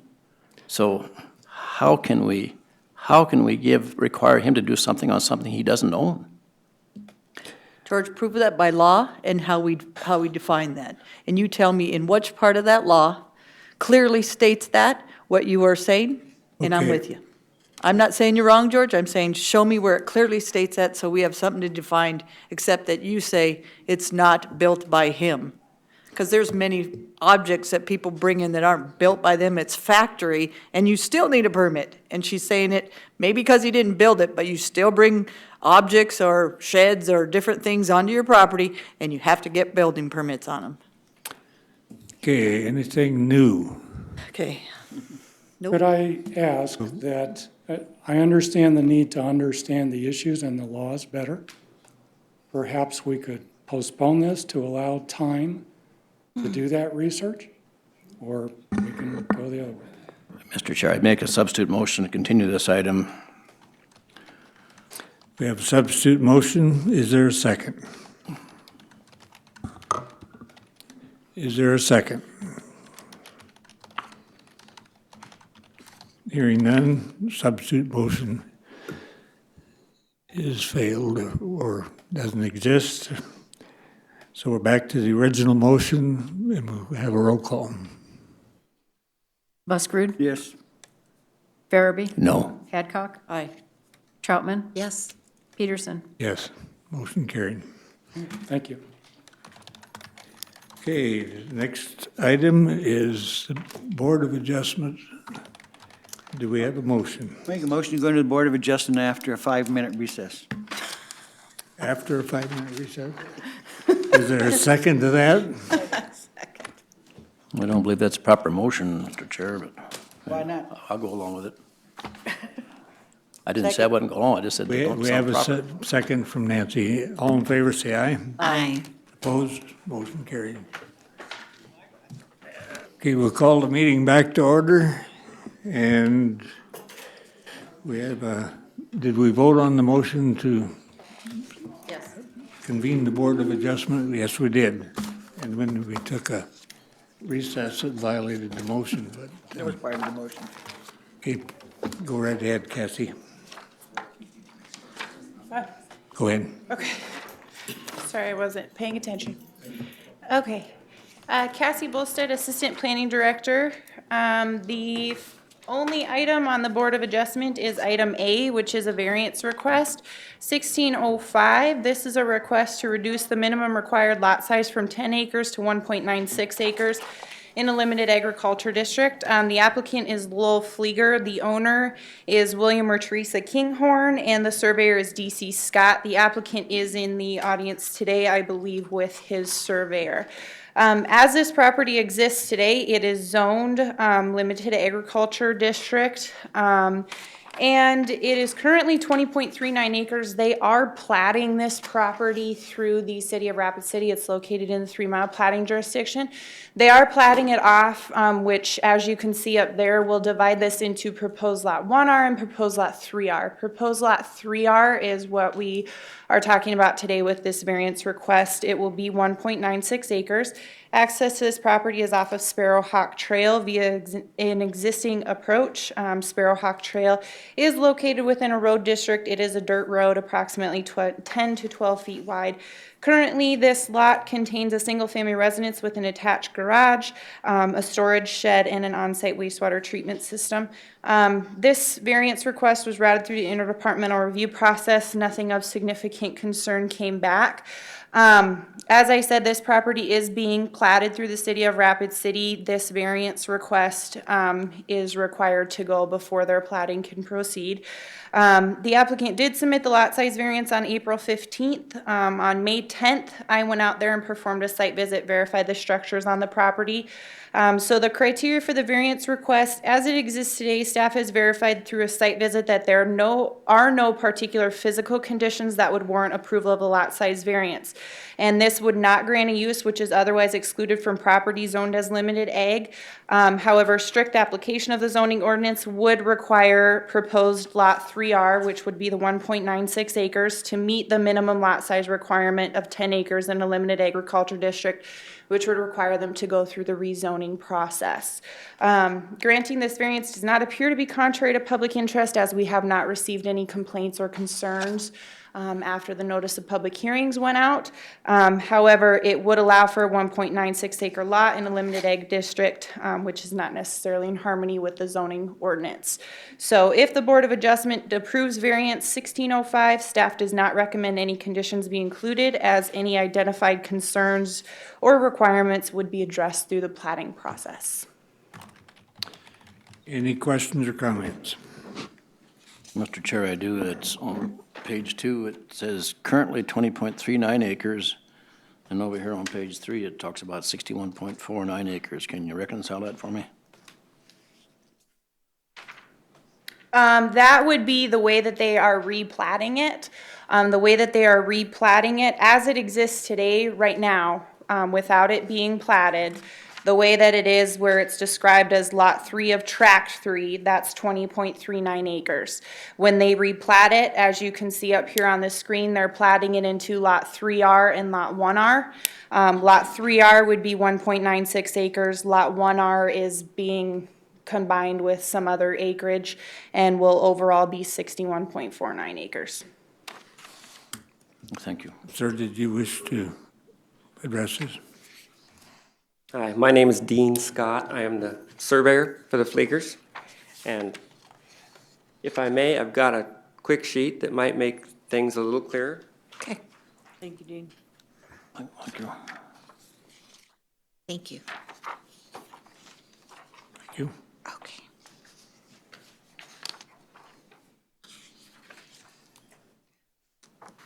Thanks.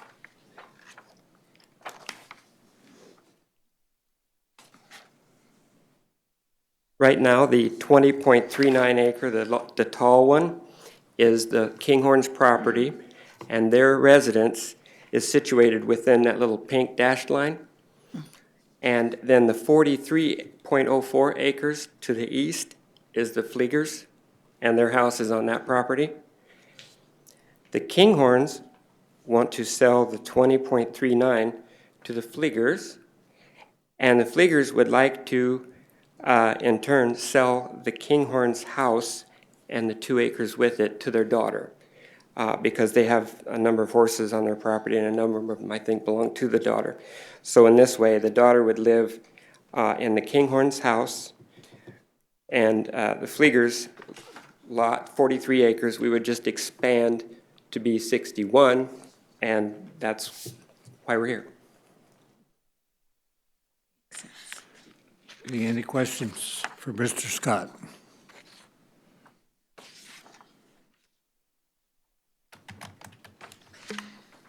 If not, do we have any other questions or comments on this issue? Make a motion to grant the variance to reduce the minimum required lot size from 10 acres to 1.96 in a limited ag in accordance with section 206 and 509 of Pennington County zoning ordinance. Is there a second? I'll second. Okay, we have a motion and a second. Discussion on the motion. I guess, Mr. Chair, I should ask it earlier, any reason that... Would you speak into your mic, please? Any reason that 1.96 couldn't have been 3 acres? It more or less conforms to kind of the developed yard portion, and I believe the daughter and her husband are less situated to afford more land, and it kind of leaves all of the horse pasture with the father. Any other questions? Well, I do, Mr. Chairman. Since the motion maker, Roman numeral 6 says criteria for a variance request, and A is the specific circumstances or conditions such as exceptional narrowness, topography, or siting exist. So we have to find that, and I'm just wondering what the specific circumstance that you found was that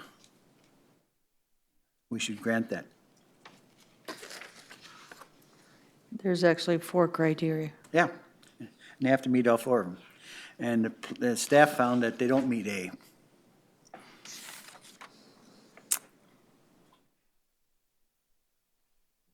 There is no particular. If I may speak? Sure.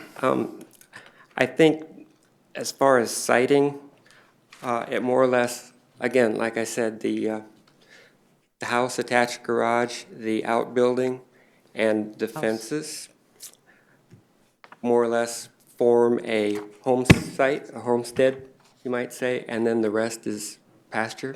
This is why we chose to draw the line and why the Fleegers have asked me to draw the line. So that goes with At the topography. 2 acre point, yeah.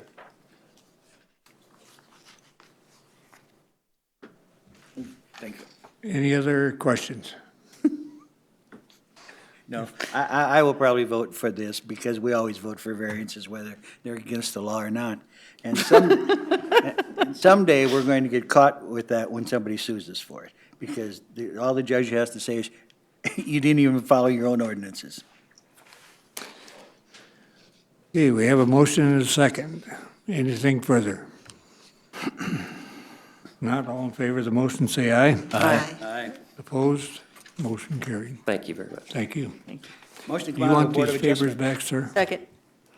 No, not necessarily. Thank you. Okay.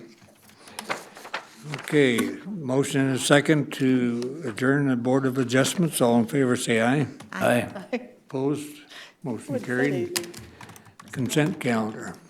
The Board of Commissioners uses a consent agenda to act on non-controversial and routine planning and zoning items quickly. The consent agenda is acted upon by one motion and vote of the board. Items may be removed from the consent agenda and placed on the regular agenda at the request of a board member or a citizen. The consent agenda for planning and zoning contains the following item. Item B, first reading and public hearing of rezone 1604 and comprehensive plan amendment 1604 for Rich and Leanne Jensen. It is recommended to be continued to the June 10th, 2016 Board of Commissioners meeting. Does anyone wish the item on the consent agenda to be removed? If not, do we have a motion? Mr. Chair, I would move to approve the consent agenda as presented. Second. Motion and a second. Discussion on the motion. All in favor, say aye. Aye. Opposed? Motion carried. Thank you. Next item is item C.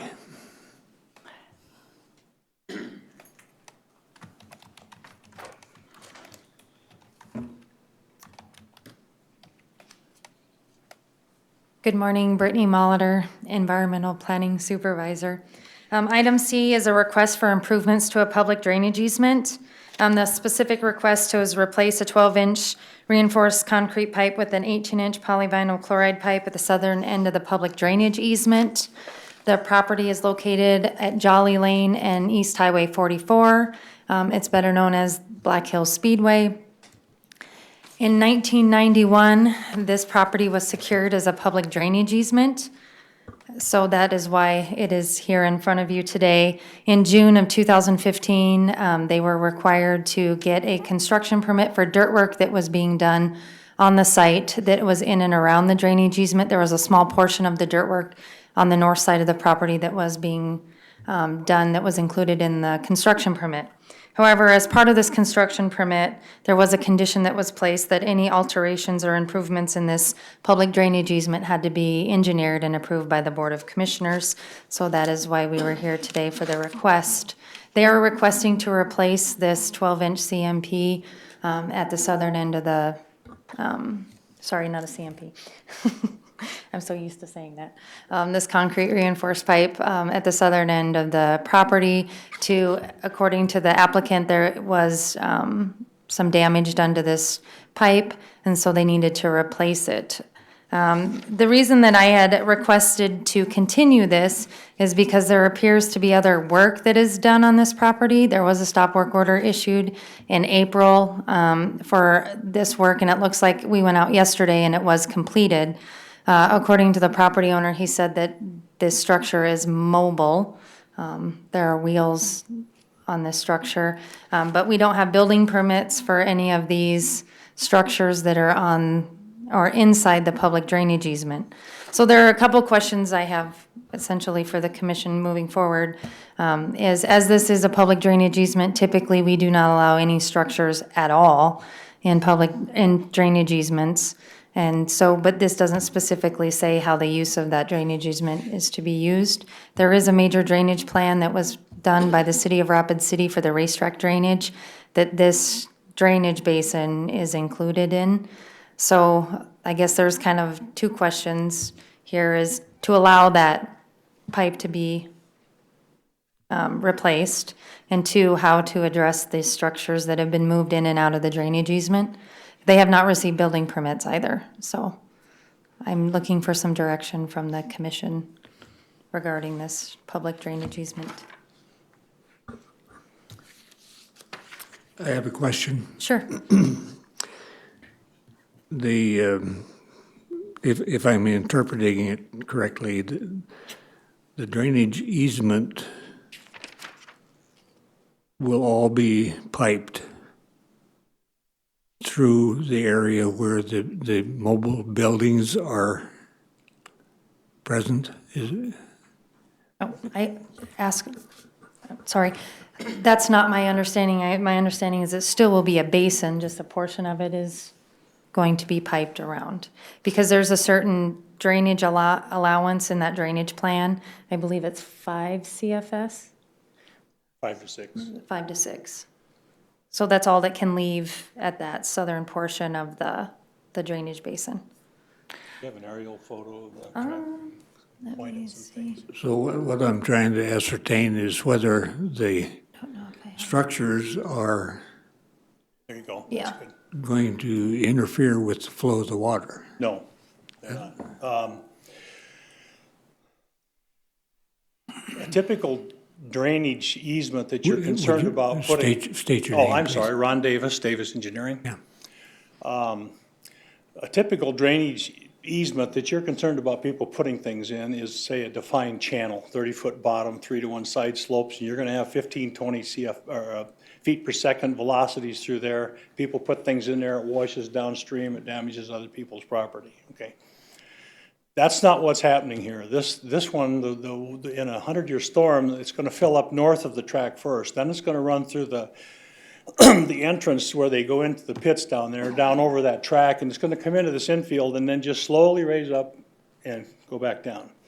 There's 500 CFS coming into the track, there's 5 CFS leaving, which means in a 100-year storm, that's probably gonna be 4 or 5 feet deep inside that track for an hour, hour and a half, 2 hours before it drains out. So any damage done is to their buildings, nobody else. They can't be washed downstream. The southern end is a retaining wall, which is about 11, 12 feet above the flow line of the pipe. So if any of those buildings would move, which they won't, but if they did, they would butt up against that retaining wall and could never get downstream and never do any damage. So what we're asking for is there's a 12-inch pipe under the south end of the track, is just for normal drainage. And that pipe was plugged up. So last year, they had a lake at the south end of the track for a month and couldn't race, okay? So we tried to figure out what was wrong with that pipe, and what they did is they dug it up and they found a blockage up near the south end of the track. There was an old metal culvert on there and that rotted away and it was all blocked up. So they took all that pipe out And what they want to do is put an 18-inch back in, just to give it a little more room to flow down a little quicker. And by doing that, the amount coming out of the track is about 5 or 6 CFS now, and that'll remain that same amount. It'll just be a bigger pipe for it to flow to the highway. And then the state Department of Transportation last year went in and lowered that road ditch on the north side a couple of feet, cleaned out their box culvert and all that, so that'll continue to flow the way it's supposed to. So, sir, how does a 12-inch have the same CFS as an 18? It doesn't. The 18 will carry 24 CFS, but it won't, but only 12 CFS, or 5 CFS can get to it, because it has to get So through it's the that. same amount coming into it, is what you're saying? That's right. Okay. What's coming out of the track now is 5 CFS, and that pipe's not being taken out. And that 18-inch, once it drains, is it going to drain and cause a bigger issue downstream? No. To where it's draining, or is it draining onto your property? It's draining down to the south end of his property and then into the road ditch and under the culvert where it's been going historically for 50 years. So Brittany, tell me if you agree that that wouldn't flood out that ditch, because that corner is usually a area that has some flooding. Well, I spoke with our drainage engineer, and the only concern he has what it was designed for in the drainage plan. So whatever the drainage plan has it designed for, which is the 5 or 6 CFS, as long as that 12-inch pipe maintains that amount, then. So he's going from 12 to 18, but it's still staying with that 5 CFS coming out of that pipe, Right. right? Yes. Okay, so it won't affect anything different than what was been happening there. No, it's going to be exactly the way it has been since 1950. Yeah, and I believe that there was some concern about, that's why the DOT went in and did some work to that road ditch. There was some concern that there was water coming off of the highway that was contributing to some of that. Okay. Problems downstream, and then the culverts needed to be cleaned because they had some sedimentation. Bottom line is that CFS is going to stay at 5 no matter if it's 12 or 18, and that's the big concern is when it comes out of that pipe, That's what right. it's flowing. So he's right. Yep. You're right. Okay. Thank you. And then the structures, do you move those all over? They have wheels on them, and you put them in different spot. Are they still called sheds? I'm not sure what they do with them. Ed, the owner, is here. He can talk to you about the sheds, because I'm not sure how those are used. So Brittany, are those basically, are those movable sheds, or what are you calling them for structures? Well, one of them is actually a restroom that's connected to Rapid Valley Sanitary District, the one on the So that's not right-hand movable. side. So I'm That's- assuming they're not moving that back and forth. The other one in the middle houses this equipment here underneath the billboard or the sign. And then I believe that concession, that's been there for a long time, hasn't it? And it's just been kind of updated. So the utilities, Oh. does that flood in where it's a drainage easement, does it flood in where that utilities are? In a 100-year storm, it will.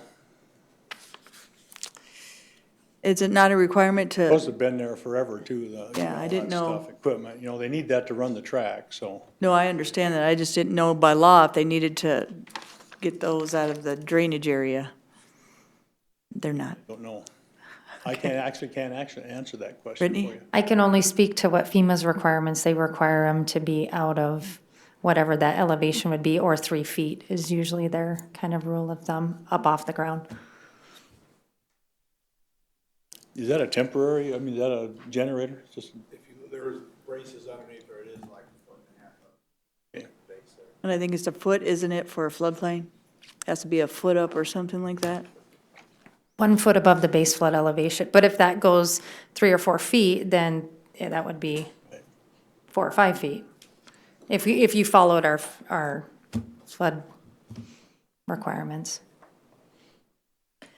So they have to get building permits there's 3, Well, the one structure has been there, the one that it looks like a concession type stand. Okay. That one has been there consistently. The restrooms and the other one that they constructed recently, sorry, need building permits. they need building permits, yes. Okay, so they have to come in, and you guys know now you need some building permits. So we have to make a motion to that effect? Or Yes, just- and then the other question is because of how this public drainage easement is used, there isn't any kind of, in the document that was filed with the Register of Deeds, it just basically says it's a perpetual public drainage easement. So it's your guys' easement to use. So for our offices in the past, our office, there's been some that say nothing can be in this drainage easement, no structures, no nothing. So I guess for us to be able to communicate better with them, what are the expectations of the use of this drainage easement? Do you want everything to come in front of you guys as far as permits and changes and alterations to it? I guess that's kind of what I'm looking for as far as the expectation. Because it's a drainage easement, I would think that would be common sense depending, and how long have they had these structures in the drainage, perpetual drainage easement? They've kind of moved in and out. You know, there was one structure there, in 2008, and then 2015, they're gone from the sides and in the middle, so they've kind of moved them in and around. But the outside of the track area, to the east, to the west, is not part of the drainage easement.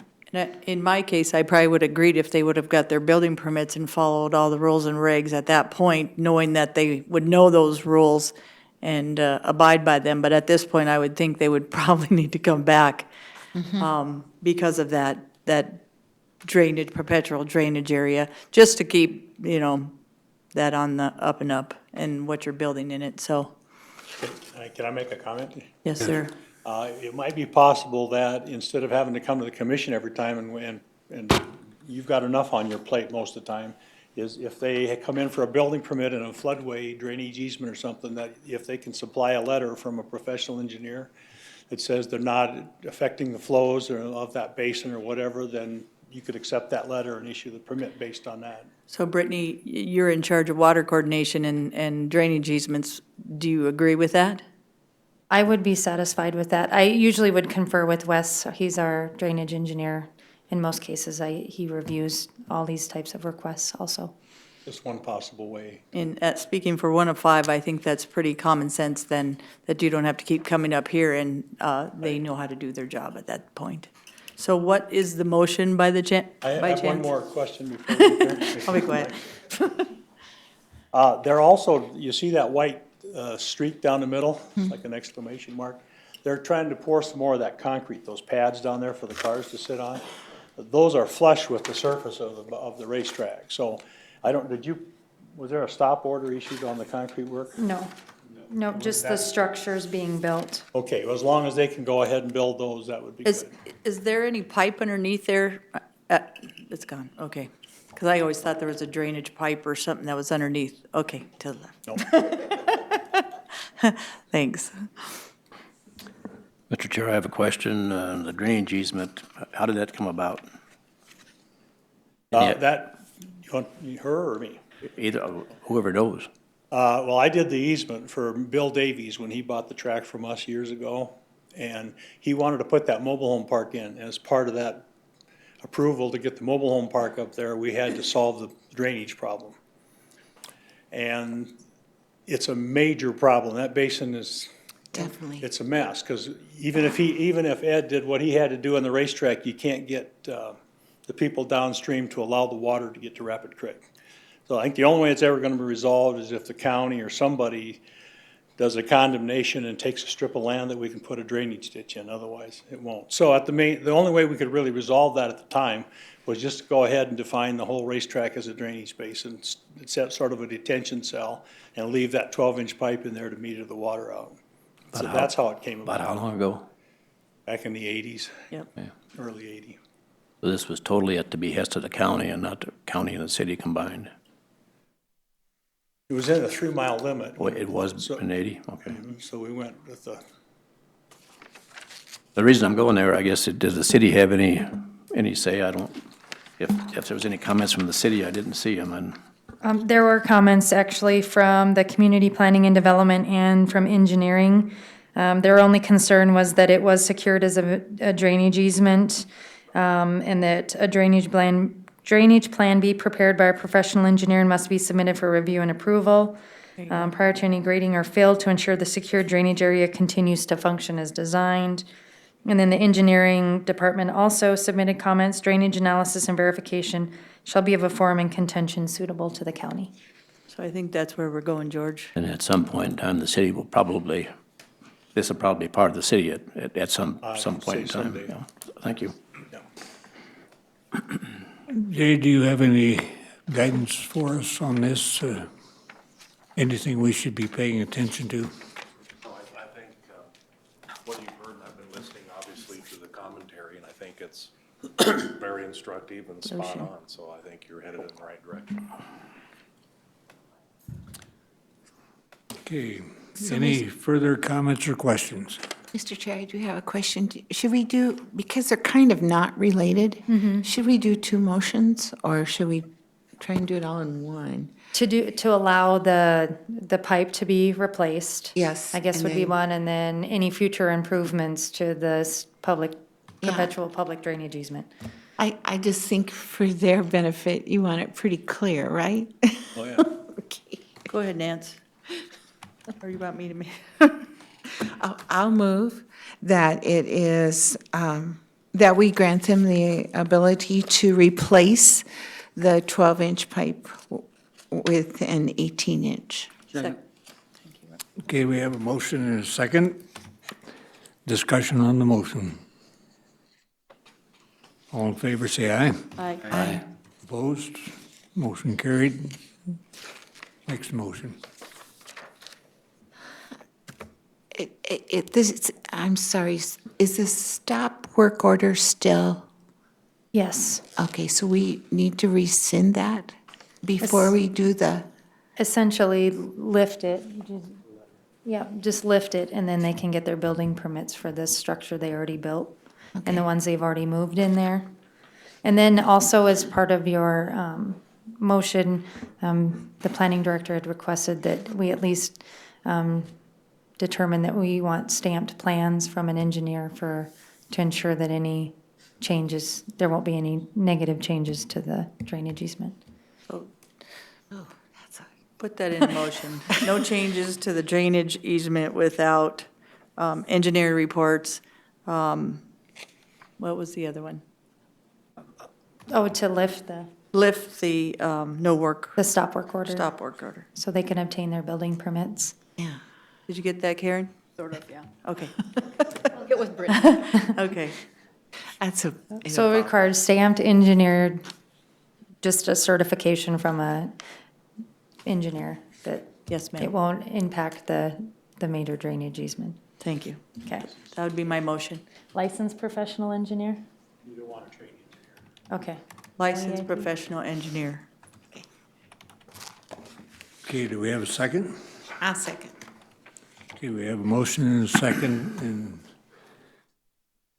Karen, are you able to read the motion back? Or? No, I was going to get with Brittany. To authorize planning and zoning to issue building permits in the drainage easement if a letter is obtained from a licensed professional engineer, and to lift the stop work order. Okay. Any questions or comments on the motion? I do, Mr. Chairman. Can you back up a couple or show the structures again? Like the photo, like those? No, yeah, next one. Next one. The one of the structure in the middle that had some equipment in it. That's an open, that's just a fence around there, that's not a structure. Okay. Right, nope. You had it at one time. There it is. When you do the building permit, I can't imagine that a gas pump like that would be allowed in a drainage area. Will that be considered at a building permit? Or?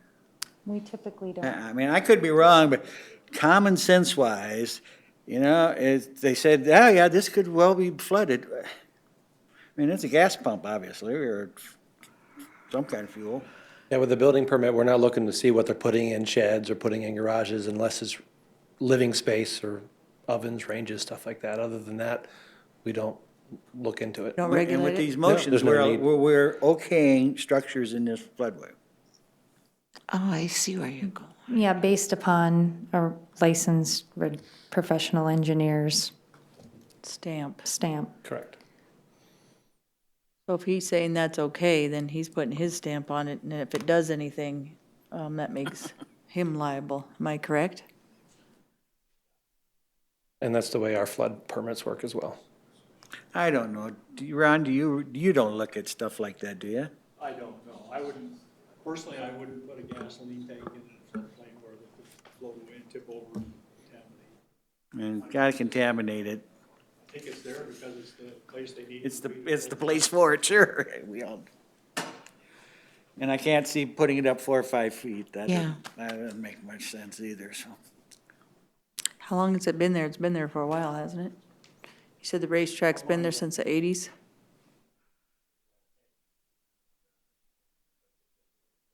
Yeah. 20, 30 years, they said, so.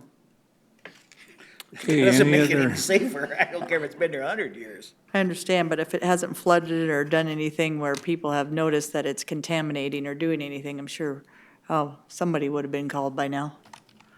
Just a comment, Mr. Chair. You know, putting it up like they have it on farms and ranches they put them up on a stand. I mean, you know, then that, because you guys are liable. That's not a good place to be in if it contaminates and the water. And we know what it was like last year out there.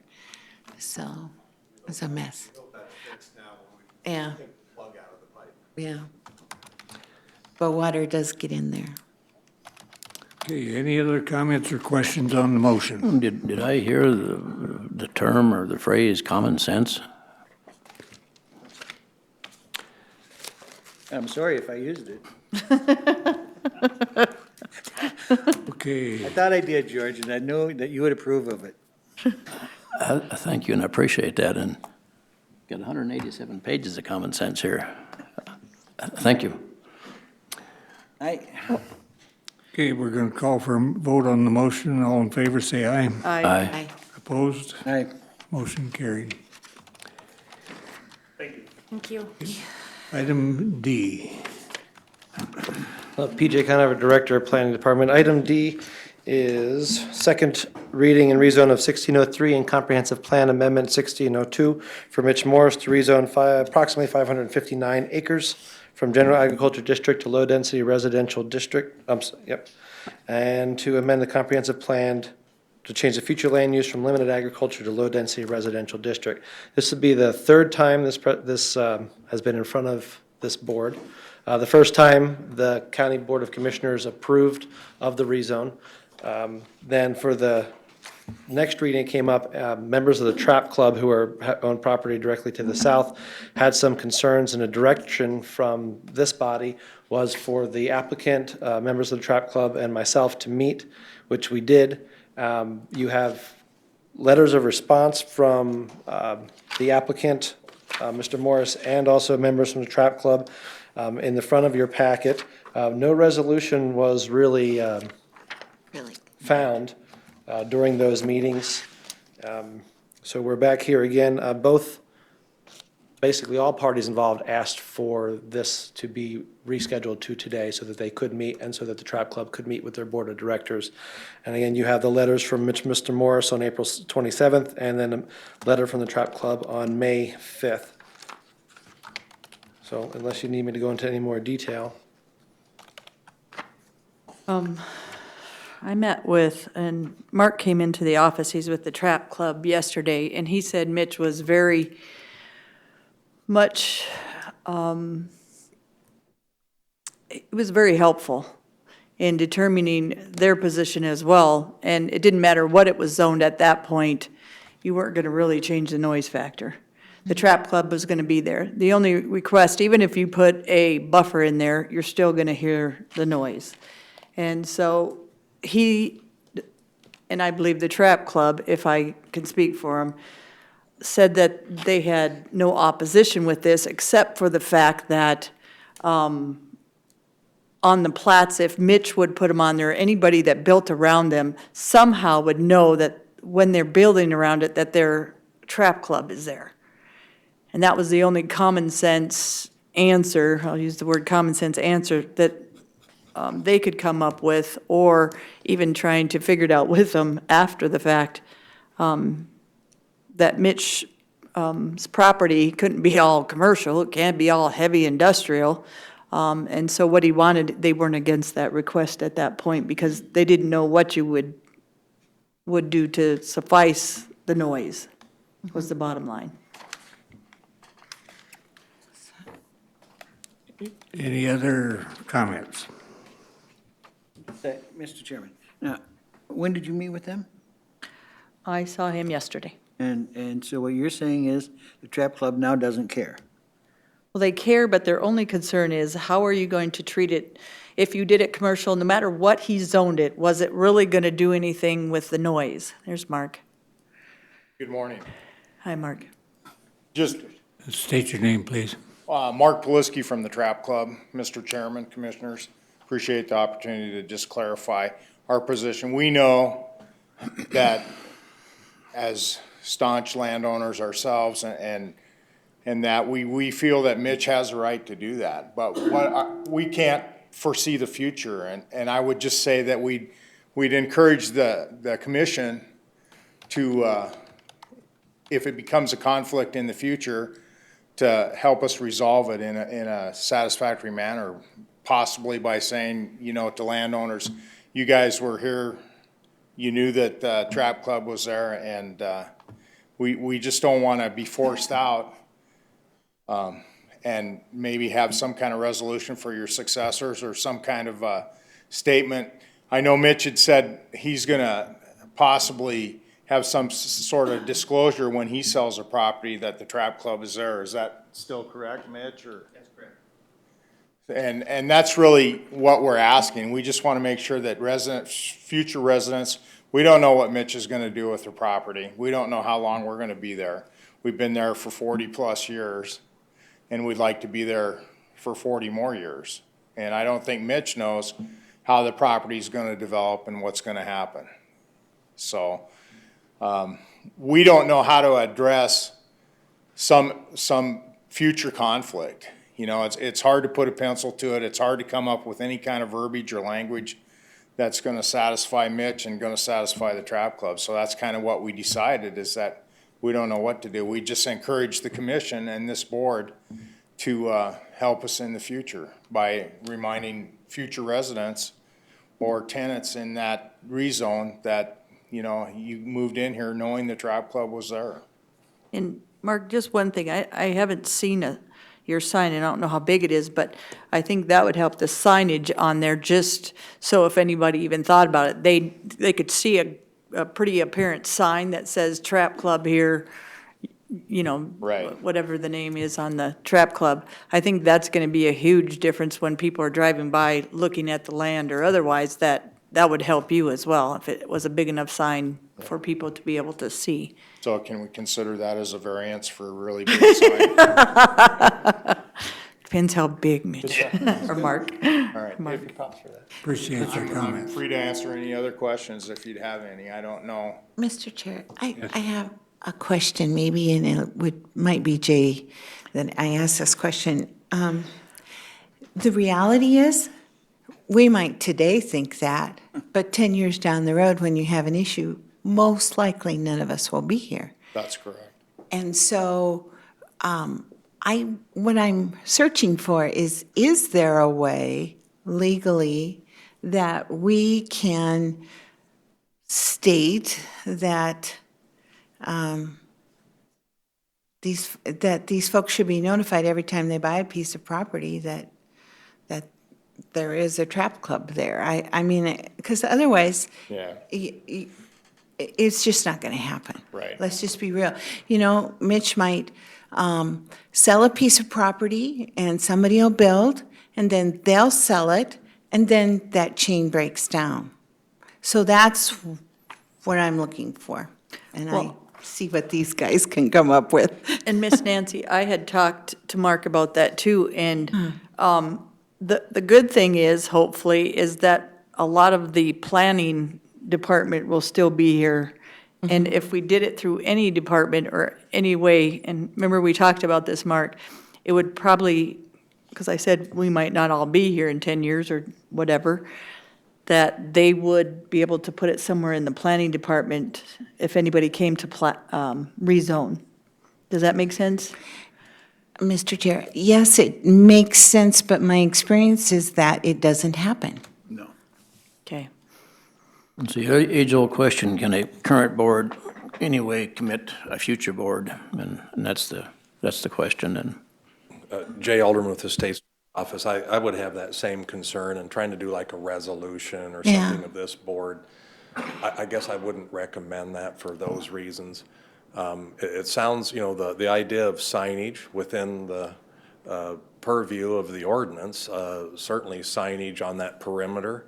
Anybody who's a prospective buyer of a lot adjacent there would be able to see that and maybe have a question of the seller. Oh, I understand there's a trap club, whatnot, what does that mean? And that would be a good notice, and that'd be a good idea. And I guess, Mr. Morris, maybe you can elaborate on how it is you intend to include or attach this notice or warning to the sale of lots, how many lots, all of them, or just on the perimeter, or give some more detail, because obviously you're putting yourself out there on TV today for the world to remember this. How you intend to make that happen? I'm Mitch Morse. I guess my comments to that would be, I've been advised by my counsel and just selling basically to just general disclosures of whatever on my property. In this case, I don't, as I understand it from him, I don't legally have to disclose anything other than what's on my property. But his advice to me is, because of the two things, one on one side and one on the other side, that one being the substation, the other one being the deal, that when I do sell, I disclose those two items. That is my intention. I don't know if I've answered your question. Yeah, thank you, Mitch. In my, I've got various land use plans that I've been designing on this property since the 80s. I can show you those plans if you're interested in any of them, and I have one of them with me today. But in this zone request, I've taken into consideration both facilities, the substation and the trap club. The line of sight from the trap club to my property, or to this zone request area, only touches one part of it. We have one bordering fence, I should say, and that's divided naturally by a hill. The hill to the east of the trap club is about 45 feet higher than the property of the trap club, where the shooting facility is. So even though we connect fence lines, you really, if you're on my property, you can't see the trap club. If you're on the trap club, you can't see my property because it's the peak of the hill. Nice. And because of also that hill, it guards it or shields it in view of the, I would say, 97% of the requested area. And I've chose that area because of those two things. I'm trying to consider what's there in my development. I don't know the scale of the development yet as far as when and if it will happen, but it's something that I want to do because it is the plan of the property, long-term plan, and I think it's constructive so that I wave my flag, so to speak, and show you what I want to do with the entire property. So when a substation decides to come in or another trap club needs to do something, it's there. The other comment that I would make is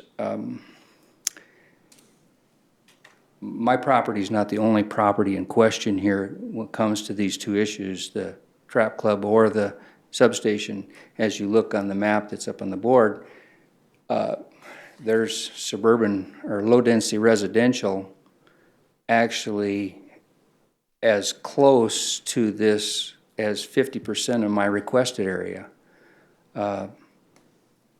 The trap club is right directly to the west of the redded outlining area, and if you look further over to the west, within another quarter of a mile is another 160 acres that are already zoned low-density residential.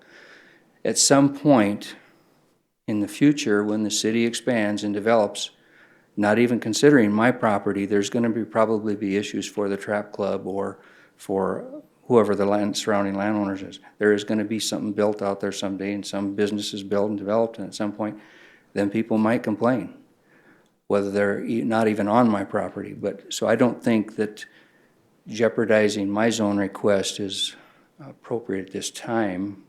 because of the concerns of the Trap Club. I do understand their concerns. I think inevitably they'll have to possibly look at a relocation once the city develops around them, or whatever restrictions get put on them. That's probably something they can expect.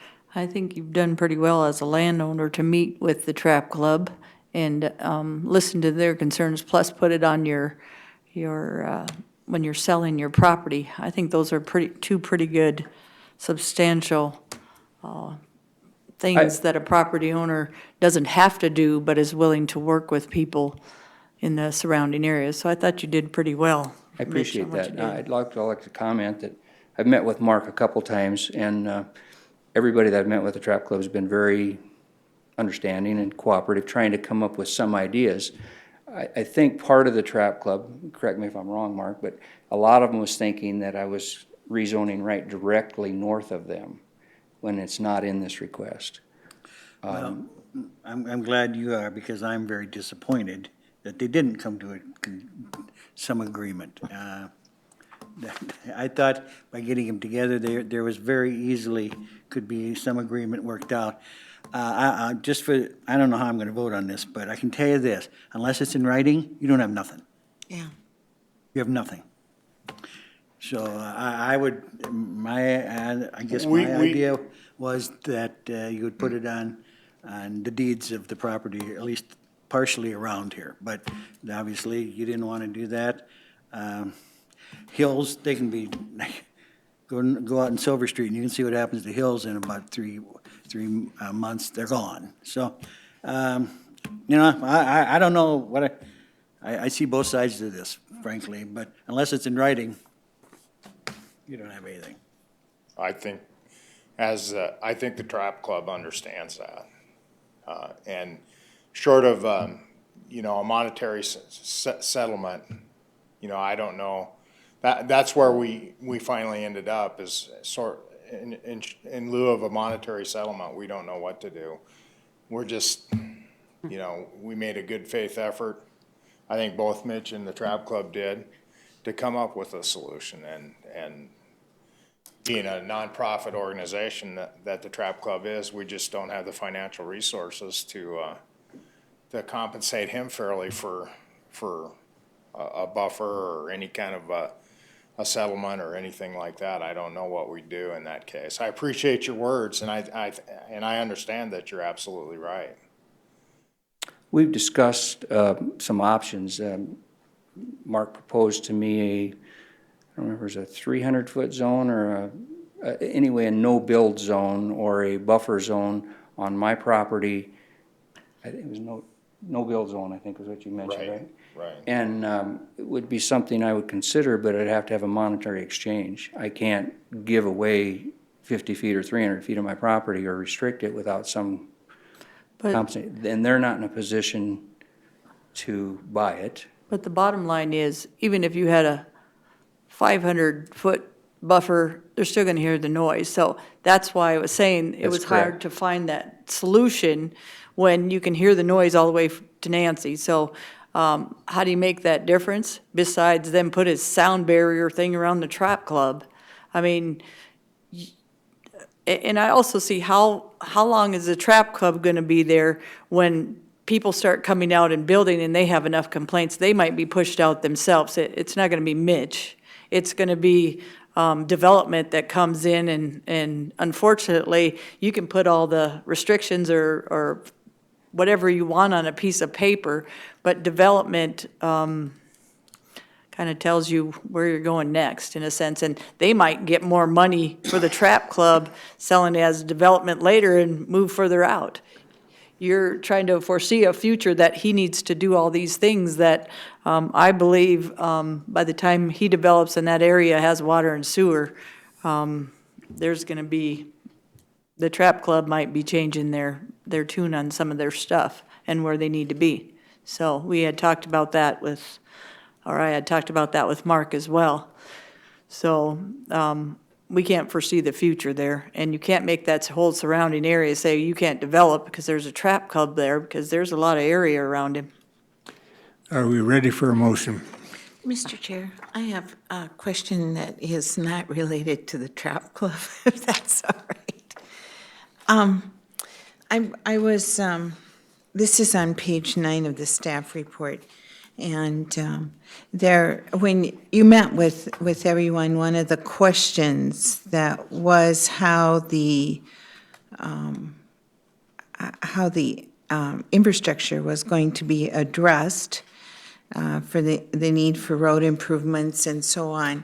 And your comment back, Mitch, was that you intended to be annexed into the city of Rapid City after you got this changed. So is your plan to ask them? Because that's what it says. I'd like to clarify. I don't think it was right away. I think it's a future. Okay, I kind of was trying to figure out if we're going to do this and then we're going to be annexing the city and then we get to have a TIF. Annexation is a very long process and probably a considerable time out. To annex, first off, it has to be adjoining already. And the closest property to mine now that's within the city limits, I think, is a half a mile. So until that distance between them and mine, I don't have the option of annexing. My comment was, to clarify the comment was, I'm trying to do the planning and my land use plan and the stuff that I do in consideration that if and when it gets to annexation, it's not like Rapid Valley or some of the other difficult areas that, you know, where they've had the infrastructure that I plan putting in and the roads I plan putting in are going to take in consideration future zoning, if that answers your question. I got it. That's what I was curious about. Thank you. So I'll make a motion to move approval of second reading of rezone RZ 16-03 of Comprehensive Plan Amendment CA 16-02, Mitch Morris. Is there a second? I'll second it. Okay, we have a motion and a second. Discussion on the motion. Mr. Chair, we haven't talked about the city except for annexation, and I don't think we have the right to pass on something to them that they'll eventually get, and at least common sense says they'll eventually get. Until they're on board in some kind of harmony with this deal, I can't support, I'm sorry, I can't support the rezone. Anything further? Roll call vote. Buskerud, No. Farabee, No. Adcock, Aye. Troutman, Yes. Peterson. Yes. Motion carried. 3-2. Okay, item E. Thank you, Mark and Mick. Thank you, Mark. Mitch. Cassie Bolstead again. Item E is the appeal of conditional use permit CU 1605. This is for Spring Creek Hideaway LLC, Brent and Pam Veering, excuse me. They are in the audience here today, I believe, with legal representation. To give you a little history on this conditional use permit is a request to allow for a vacation home rental in a general agriculture district. This item was heard at the April 25th Planning Commission meeting. It was continued from the May 3rd, the appeal was continued from the May 3rd Board of Commissioners meeting at the request of Mr. Veering. The way that this property exists today, it is zoned general agriculture district. It is 0.97 acres. The plat of this property was recorded in 1974, so the lot size is legal non-conforming. The access is off of Barrel Springs Road via a platted 30-foot wide utility and private roadway easement. Currently, this lot contains a single-family residence with decks, a detached garage, and an on-site wastewater treatment system. A large majority of this property is located within the 100-year floodplain and floodway boundaries. It appears that all the existing structures are located within the floodplain boundaries. However, all the structures on this property were constructed prior to 1994. In fact, all structures were built according to the Department of Equalization in the 1970s and 1980s. This was routed out through the interdepartmental review process before it was heard by the Planning Commission. There were some comments that were returned from the county fire coordinator regarding inspection from the state at the time that this was heard by the planning commission, and I don't know if it's different at this time. They could speak to that. This property, the inside of this house was being remodeled. They were in the final phases of that, so they were waiting on state inspection until after the remodel was complete. However, they did supply a copy of the South Dakota Department of Health lodging license application for a vacation home rental. They also did meet all of the other submittal requirements to apply for a vacation home rental as listed in section 319 of the zoning ordinance. A vacation home rental as a conditional use in a general agriculture district is listed under section 205 C31. And in addition, section 319B states that they are permitted with the approval of a conditional use permit in general agriculture districts. They have designated a local contact for this vacation home rental as the owners do not reside here in Rapid City. I have spoken with Mr. Vierink on the phone on a couple different occasions. On April 19th, we spoke where he stated that the inside of the residence was currently being renovated. He anticipated renovations to be complete by the end of April and then would have it state inspected after that, and it would be state inspected prior to operation. He did want to move forward with the conditional use permits that he could begin operating as soon as possible. Mr. Vierink has agreed to a very short review period for this conditional use permit if it were approved to make sure that it does meet all state requirements and everything along those lines. And then staff did perform a site visit on April 21st, verified the structures on the property and that it was in fact being renovated at the time. So staff had recommended approval of conditional use permit 1605 with 18 conditions. The planning commission ultimately denied conditional use permit 1605, and Mr. Vierink has appealed that motion. Cassie, what was their reasoning for denial? If I remember correctly, and I believe, I can answer that. okay, Commissioner Buskard was I sitting on didn't the think planning it's commission. nor did the rest of the commission feel it was appropriate to have the county grant a license to someone to put 10 people in a floodway. Yeah, that's where I'm at. Then why did the staff recommend 10 people in the floodway, I guess would be my question. It's an existing structure. He is not substantially improving it, so he still has his legal non-conforming status for the building. Yeah, but that's And not the main concern for the use was that the residents wouldn't know. So staff was thinking, along with all the other notices that they put on inside the building and also when the structure is rented or advertised, that they do include that. That they do include it's in a floodway.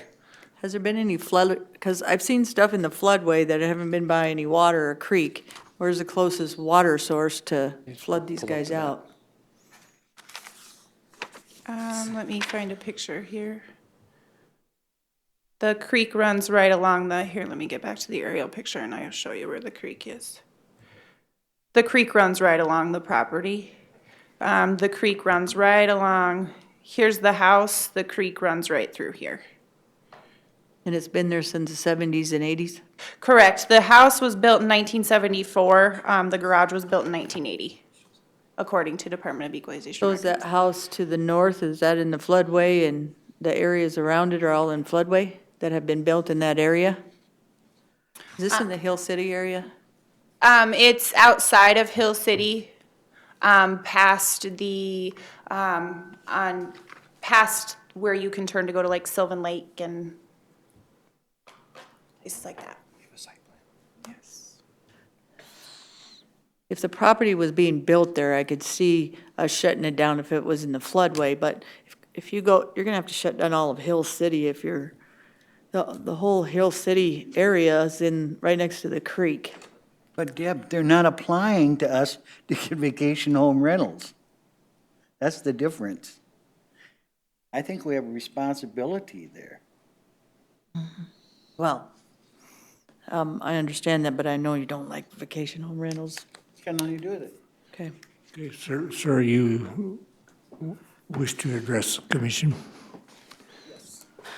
It doesn't? Are you sure? Jeff Sweat, Costello Porter Law Firm, representing Brent and Pam Verink.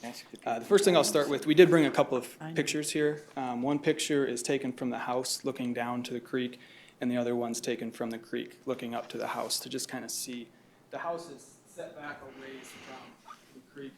I think Brent had this surveyor out over the weekend. There's a difference from the creek bed Elevation. to the corner of the house of 10.1 feet. So there's quite a bit of elevation difference between the creek and then the corner of the house. And then you can see there's quite a bit of distance as well between the creek and the house. So, and I guess I wanted to address a few things with the commission here, and then I'll let Brent and Pam talk a little bit. Brent and Pam purchased this house last year, October of 2015, and obviously spent a great deal of money purchasing the house. They've been remodeling the interior to get it ready to be a vacation home rental. So they've spent a lot of funds here preparing it. They've spent a lot of time putting together this conditional use permit and submitting it to the Planning Commission. And every indication along the way for them was that it would be approved, that there wasn't going to be an issue getting this conditional use permit approved and being able to operate it as a vacation home rental. In preparation for today's hearing, I looked at the ordinances, and I didn't see any ordinance that would prevent a vacation home rental from being located in a floodplain. I also looked at the conditional use permits for vacation home rentals that were submitted in the past, and the Planning Commission provided me 27 besides the Verink's conditional use permits for vacation home rentals, and all except for one were approved. I took it a step further then and looked which vacation home rentals were in a floodplain, and I found 5 that had buildings in a floodplain, and all 5 of those were approved as well. So in considering that, you know, the Verink's had every expectation that this conditional use permit would be granted for this property. No county department, as shown in the staff report, expressed any concern about the floodplain or approving this conditional use permit. The staff recommended approval on this conditional use permit. There's no objections filed by any neighbors on this conditional use permit. In fact, one of the neighbors has agreed to be the local contact for the vacation home rental, so I think it's fair to say she supports this being a vacation home rental. And just should add, in the last few days, the state has come out and inspected the property, and they've approved it as a vacation home rental. Okay, So- I'm confused. Sorry to interrupt you. There's a floodway and special flood hazard area on the subject property, but approval of a floodplain development permit. There's a difference between a floodplain and a floodway. Are they in the floodplain or the floodway with this house? My recollection is the floodway just barely touches the corner of the house, and then the floodplain covers most of the house. So you can build in the floodplain if you have a certain, like Brittany said, a certain elevation. So Brittany, Brittany, you look like Brittany. She has more hair. I have problems with name. So the house is in the floodplain, but they're near, the creek is the flood hazard and the floodway area. Yeah, in this county, the way the rulings have been, you can actually build in either a floodplain or a floodway. Floodplain is easier to build in. There's a lot more restrictions to build in a floodway. Ideally, from FEMA, they would prefer nothing in the floodway. Right. That's never been the way this board is, or this But this county is is, operated. this says floodplain development permit, so this is a floodplain, not a floodway. Okay, so no, it's there's a floodway. I huge mean- difference in building in a floodway than there is a floodplain. Right, and Like Rapid City, you cannot build in the floodway, but in the floodplain, you have to be a foot, if I'm correct, above elevation, and they said they're a lot higher than that, 10 feet? This structure's already been here. They're not increasing the square footage on the outside, their footprint. They're only improving the inside, and they don't meet, this is going back to what we're talking about with Commissioner Buskerud. They're not substantially improving the property on the inside, so they're not going 50% or higher of the They're estimated not cost. moving closer to the But- creek or anything to get in the Right, floodway. but what Commissioner Buskerud was saying is that this is a use issue, not necessarily because of the substantial improvement not being met. Okay. And I guess one more thing I'll add on the use issue, and reviewing the ordinances on what should be considered for a conditional use permit, it's section 510-D. It's my understanding that the existence of a floodplain doesn't fall under the considerations whether to approve a conditional use permit. So you wouldn't have to get one. I guess what I'm saying is the existence of a floodplain is not a proper consideration when deciding whether to approve a conditional use permit on a vacation home rental. There's 5 specific things that are to be considered, and I don't believe floodplain falls under. But if it was in the floodway or flood hazard, it'd make a difference, like Mr. Busker said for me. But if it's in the floodplain, it makes a huge difference for me to approve it. Because like he said, if people are staying there, but if it's in the floodplain, there's a whole different ballgame between a floodway. Make sense? Even though it doesn't say that in your permit, it's still something for us to health, safety, and welfare of people. So I know we don't have to consider that, but we usually do. Okay, that's the bottom line. Okay. Thank you. I understand. Okay. Would you like to add anything else, Brent? Sure. My name is Brent Vierink. My wife Pam and I were out biking last year and kind of rode onto this and fell in love with it. And one of the things, we both come from large families, and we like to share guests and have people over for overnights, things like that. And this was just something, at some point we'd like to retire, so we were very excited about it and moved ahead to do that. So we're thankful for the opportunity we have today to present how we feel and what we would do. But we did, want to, make sure, obviously our concern too is that people are in a safe place. It's not our intentions to bring harm or danger. So we feel very comfortable, I guess at this point, where it is, how it sets. Like Jeff mentioned, there are several vacation home rentals, motels, cabins in a floodway and a floodplain. And so we felt pretty comfortable that this would be something that would be suitable for vacation home rental as well. Mr. Chair, if I might, yes. Last June, well, all summer it rained and rained and rained, and one day in June, it was a downpour in and around Hill City, and I wasn't very far from there, but I got a few drops. But anyway, it was a huge downpour. In fact, closed Hill City down for part of the day. And I wasn't out there at that place when that happened, of course, but as I recall, you have some evidence of how high the water got last June on that downpour day? Yeah. And nobody got their feet wet? No. In fact, we've had neighbors over, and I asked them both. I said, now, when all that water came, how high did it get? And they both pointed to a bush down below, and they said it got up to that bush. It ran over the driveway, but it didn't go past a bush, which is, I don't know, in retrospect, it would probably be where those dark trees are there. About right there is where the water stopped. Barely got on our property and moved on, followed through the creek. And what was that day, 100-year flood, 500-year flood, 1,000-year flood? It was a lot of water. And like I say, Hill City was closed down after that downpour. So that's the reality of it. The common sense viewpoint is, and then the other thing I'd add, that obviously, no matter where you are, there's a risk. And if EPA outlawed Tornado Alley, there's whole states that wouldn't have any visitors. So there's always a risk. You're going to eliminate all risk? No. Any further comments? I'd move to reverse the decision of the Planning Commission. Second. We have a motion and a second. Discussion on the motion. Hearing none, those in favor of the motion say aye. Aye. Opposed? Aye. Motion carried. Thank you. Okay, item F. Gonna take 1 second here, please. Item F is first reading and public hearing of Plan Unit Development 1601 for Donna and Lyle Hartshorn.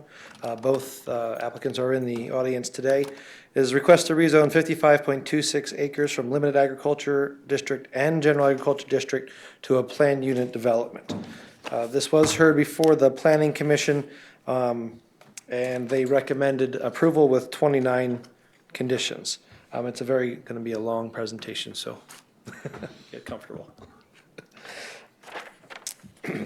The applicant has multiple uses that they're looking to do on their 55-plus acres. However, they're not looking to implement all of them immediately. Actually, over the course of about 5 or 10 years, and eventually go further on into have their grandchildren take it over. Some of the uses that they're looking for are things like they want to move a wedding chapel in, which is basically a shed with a porch and a pointed top on it. It's actually, I've seen a picture of it, it's actually not very substantive. They want to do birthday parties on the property, reunions, picnics, small gathering, bonfire parties, a farmer's market. They already have been using the property for a pumpkin patch, and also they have a conditional use permit for that, and they also want to be doing, excuse me, a corn maze, which they have had an operation for some time. What we're looking to do with this as staff is to do a PUD overlay onto the limited agriculture and the general agriculture on the property, because the main concern of the applicant is they do not want to lose any of the ag use on the property. We have added that to some of the allowable uses in the PUD. So a PUD overlay means that the conditions and requirements, the permitted uses and conditional uses in limited agriculture and general agriculture will still apply. And then on top of that, planned unit development uses which they are requesting today.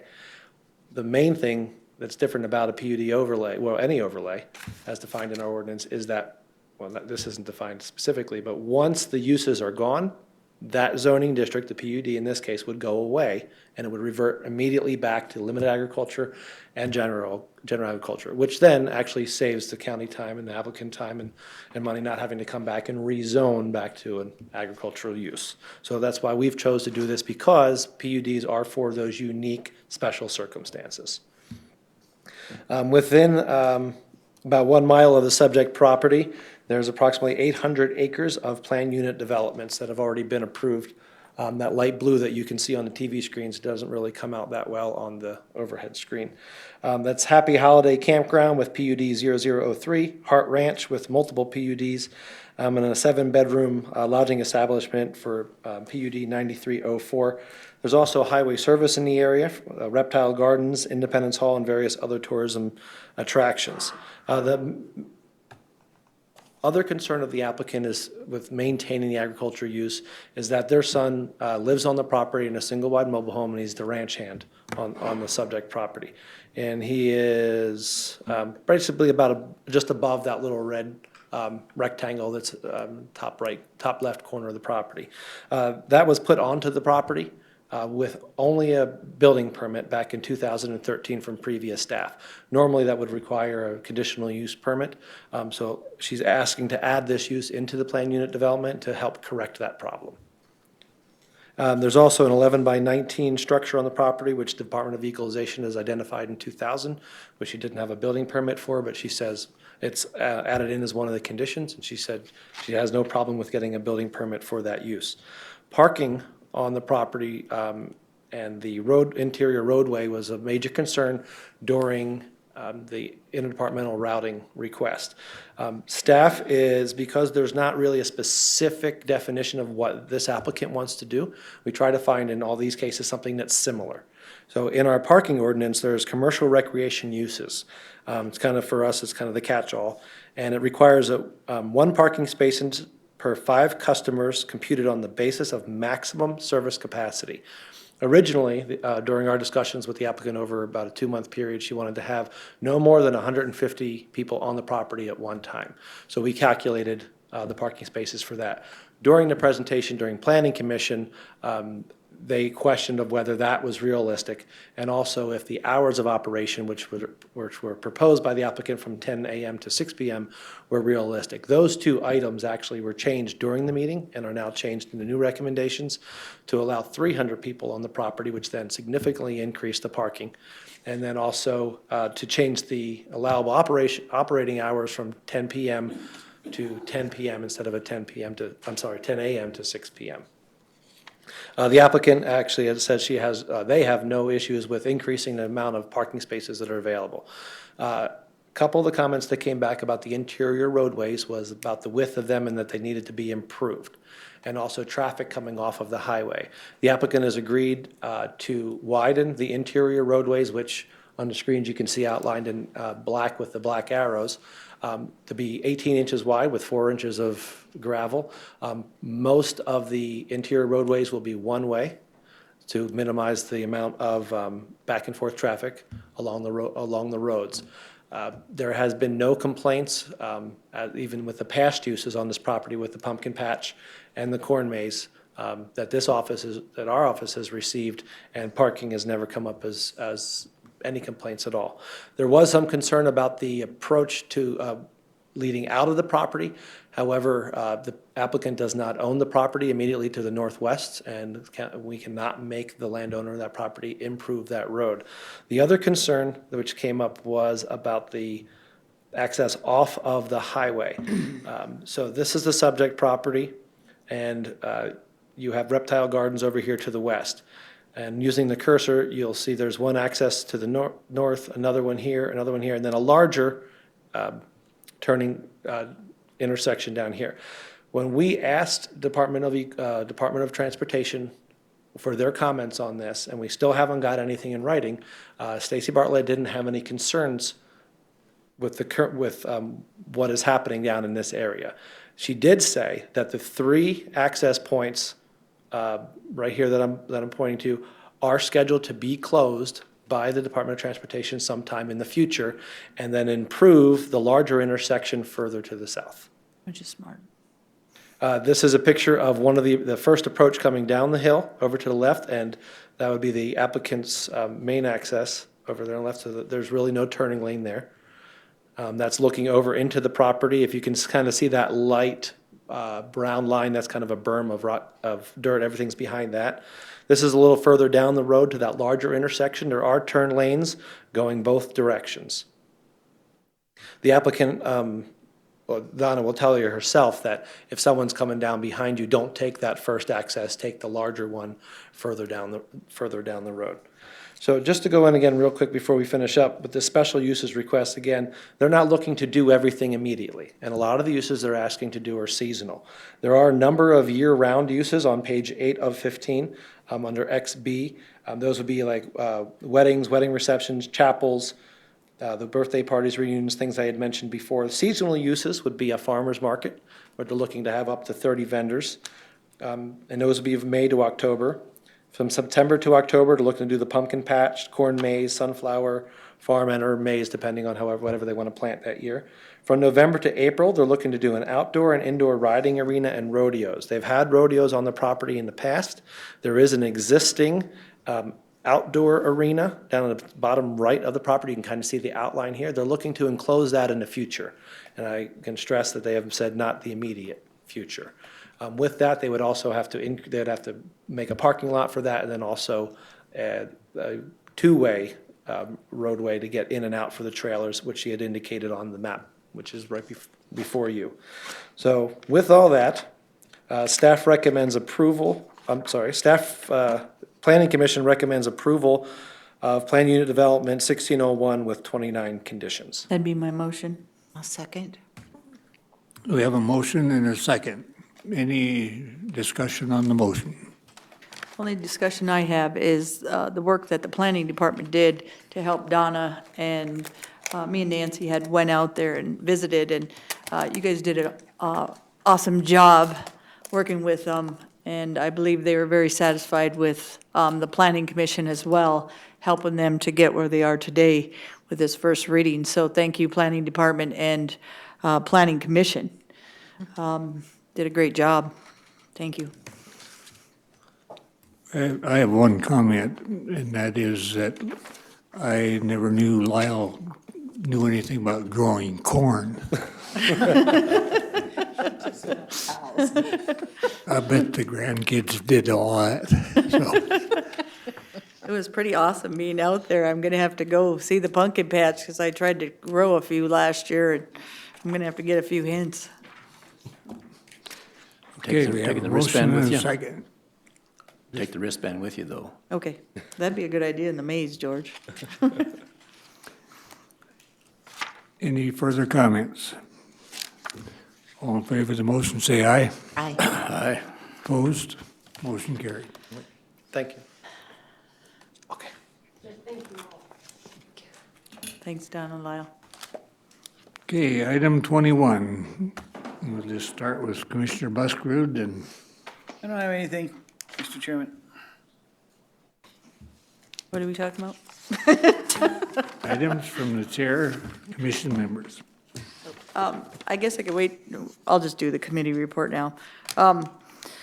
We're doing the wind energy right now on our committee, and we have Robert and Matt that have got us a tour of Finsky's. We have to figure out a date to go see some solar, but we'll probably do that a little bit later since we're working on wind. But what a great committee of PJ Chutima, Robert, Linda, Matt, Jim, Miss Holly has been amazing. Thank you, Holly and Lee. Holly gets us all the materials we need, and we definitely need Holly in there because she keeps us on track because Deb has no focus. But the team of people that we have are very interesting to listen to, and all the stuff they're teaching us, plus the planning department, they're giving us terminology for the planning department that we can use for the future. So we appreciate everybody on that committee and the time it takes, that I didn't know it'd be that much time, but it takes to do variances. But I encourage people, if they don't think the planning department works very hard, get on this committee because it's a lot of work just to figure out one ordinance, let alone figure out them all and make everybody on the same page. But thank you to everybody that's helped and this board that gave us the chance to move forward on this. Okay, Mr. Troutman. We had the opportunity to visit with public broadcasting last week. They wanted to know kind of the history of Pennington County and some of the things that are unique to us as far as infrastructure. And so Tom came and between him and I, we managed to get some kind of interview on there. So that, when that is he's going to let us know when that's aired, and we'll send out the information on it. We have had some special building committee meetings because there's just been a lot going on. One of the things that we knew going into all of this building and this changing is that when we started on the courthouse, we were going to have to deal with some pretty significant drainage issues under the entrance into the courthouse from Kansas City. And we've been working on that. And in the process of that, we also knew that we needed to kind of change how that entrance is. We needed to do a couple things. The security, the way we handle security there isn't the best. We also looked for some possibilities of adding space there. So that's what we've been working on with the entrance. We also had a presentation on some proposals for the moving the detox down here to the old NAU building. The KOTA TV kind of got it wrong last night. They made it sound like the $900,000 that the city would be contributing was all that they was going to take, and they hoped that the $50,000 that they were not going to give us that we could come up with it to finish the project. That's really not at all how it is. And it's going to cost considerably more than $900,000 to meet all of the health standards and so on that we have to meet. So, sometimes things just get confused. And I didn't want you all to think as we move forward, it's only going to be $900,000 and we have to come up with 50. Oh, we knew that.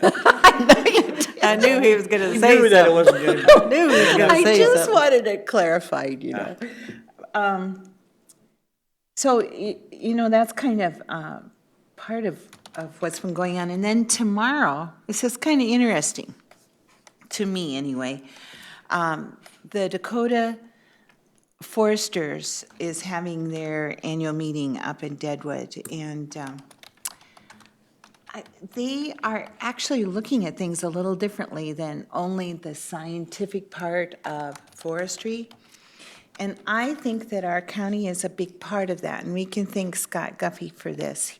You know, he's worked with the different organizations that relate to forestry issues, and he's given our county a reputation for learning how to work with those organizations. So tomorrow, part of their program is going to be dealing with the social issues linked to forestry. And what we're really going to be presenting is that, you know, all the people that live here, we love the forest, that's why we're here. But sometimes the forestry industry forgets that they should connect with us because we can help each other. So I think that's a really cool thing that's come out of all the mountain pine beetle and everything that's happened. And so I'm really looking forward to seeing how that goes tomorrow. Nice. Commissioner Farabee? Nothing. Okay, item 22.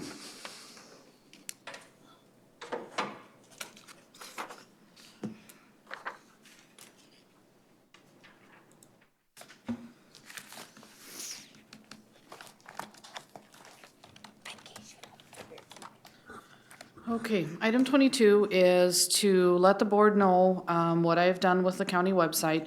You were recently approached by a citizen about posting our public notices online. We started to do that and quickly realized the amount of time and staff it was going to take to maintain such a list. The other day, I was out searching for some additional information, and I knew this website was out there, but I had forgotten about it. So what we did, commissioners, is on the main webpage, there's now a public notices button. And if you click on there, it's going to immediately take us to a disclosure page and the South Dakota Public Notices. This is a service of the South Dakota Newspaper Association. They already put every single public notice out online as a public service. So instead of Pennington County and its employees taking additional time to recreate something that's already out there, I felt it best, most efficient, most effective to link directly to their website. So it's a little disclaimer to say, you know, it's uploaded daily, but the official legal requirements are the ones that you see in the newspapers. But I will show you. You just click into their webpage and you can search for any information that you're after. Specifically by county. You can do city or you can pull the publication. So let's look at Hill City Prevailer. We'll see what they have for Pennington County. So it pulls up notice of deadlines. Here's our equalization hearing requirements. So I felt this was, again, the most efficient and effective way for people to know. This isn't a really well-known website, but all public notices are already out there. Okay. So I wanted to make you aware that that's what direction I went to fulfill that citizen's request. Good job, Holly. You're taking care of the citizens good. of Pennington County as efficiently as we can do. And that's just one more piece of it. And one more piece of what I just said, what Holly does is very efficient. And as George says, common sense. I know Ron said that. Any questions for Holly? Oh, it's great. Nice. Thank you, Holly. You're welcome. Thank you. Okay, committee reports. Go down the line again. I'd like to talk again. Just kidding. Is anybody planning on going to Bison on Friday? I'm not. It's too far from me. I'm not either, so. George looks like a traveler. Is the appropriate word continue or? Oh, sorry. Okay. Anyway, I guess we may not be represented then up there unless. I haven't thought that far ahead Where'd yet. Janet but- go? And I wouldn't bet on that. Janet's not going. Okay, It's a long ways. That was one of the, why I wanted to do that survey. You'll be thankful I was kidding. Just, okay, well, I would comment, I guess, I don't know if it's called a committee report, but the city-county meetings, the last one, and I'm sure there'll be more, but the focus through the Planning and Zoning Department, right now, we're examining the 3 Mile area. And Brittany and I don't know who all has, they've done a great job of exploring the mapping of the 3 Mile area as it relates to differences or conflicts, whatever you might want to call them, between the county's classification and the city's classification of property. At some point, when the mapping is done and enough discussion has occurred to develop a sense of direction, I would assume the information and whatever will be brought before this board to decide the position of the Pennington County relative to the governance within the 3 Mile limit, and possibly also the 1 mile question. So that's a work in progress, and so far it has drawn a pretty favorable response from the city representatives as well as the county. Anything else I should add or No, I think this board should thank you for the conversation and the way you work with the city to get things done, Lindell.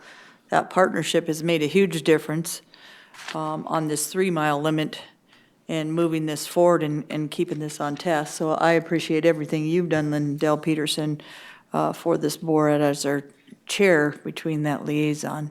So thank you, Lindell Peterson. Thank you.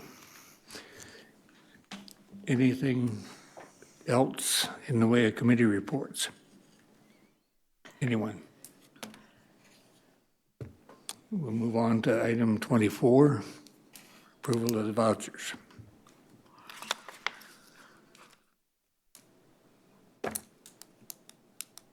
Mr. Chair, I'd move approval of the vouchers as presented. Second. We have a motion and a second. Discussion on the motion.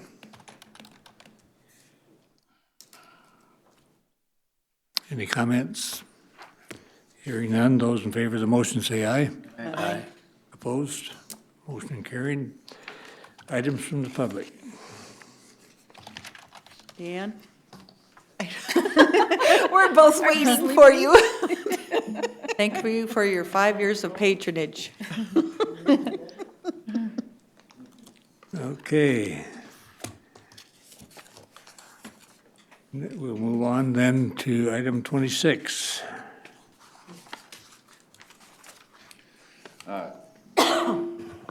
Good afternoon, Nick Strude, HR Director. In your packet was 2 personnel executive session items. One was a 90-day review that was requested of your IT director, and the second was a complaint that was made. The complainant has asked that we continue the executive session item to the next meeting, so we wouldn't be needing that one today. And the review was highlighted in your packet, and as I read the statute and discussing executive session with Jay, we felt that if you had any questions of the review, then it would be appropriate to come in discussing your IT director's qualifications, competence, and ultimately performance in the last 90 days. But if you were satisfied with what was in your executive session packet, then we wouldn't need to bring her in. Do we need do you think we need a motion? I understand Jay has some contract, yet to accept the 90-day review. Yeah. Yeah, unless anyone has any questions for her specifically, I think that would be appropriate. I think she answered through her paper more than sufficient that what she's doing and very thorough. And as one of 5, I was one of those that asked for some of that information, and she went above and beyond it. So I believe she's ready to move forward. You're going to acknowledge that the receipt of that 90-day? Yes. Okay, I'll Thank you, Buskard. Someone's got to shut me down. Since we asked for it, we should probably. Are you okay with that, Karen? Okay, we have a motion and a second. Any discussion on that motion? Mr. Chair, the true evaluation is the users, and the HR director and I have talked about that, and he's a lot more in the mix of things than we are, and I asked him if he's heard any comments from the users, and I'll let him elaborate. Sure, yeah, all comments I've had have been positive. I've heard no complaints.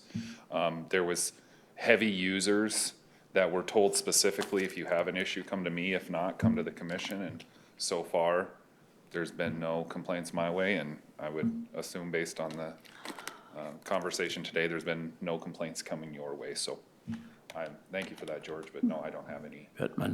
Self-evaluations are just that. Immodest people, they walk right next to the, well, I won't go any further than that, but thank you. Thank you. Okay, we have motion and a second. All in favor of the motion, say aye. Aye.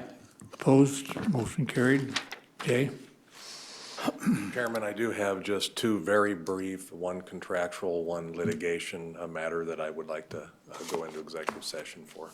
Do we have a motion? Move to go into executive session. Second. Motion and a second. All in favor, say aye. Aye. Aye. Opposed? Motion carried. Motion to adjourn. Second. No, first we have to come out of executive. session. Okay. She was just giving her I'll credit. move to come out of executive session. Second. Okay, motion and a second. All in favor? Aye. Opposed? Same sign. We have a sign? Same to, and it makes it Yeah. easy for her. Motion to adjourn. Second. Okay, you're done. Motion and a second to adjourn. All in favor? Aye.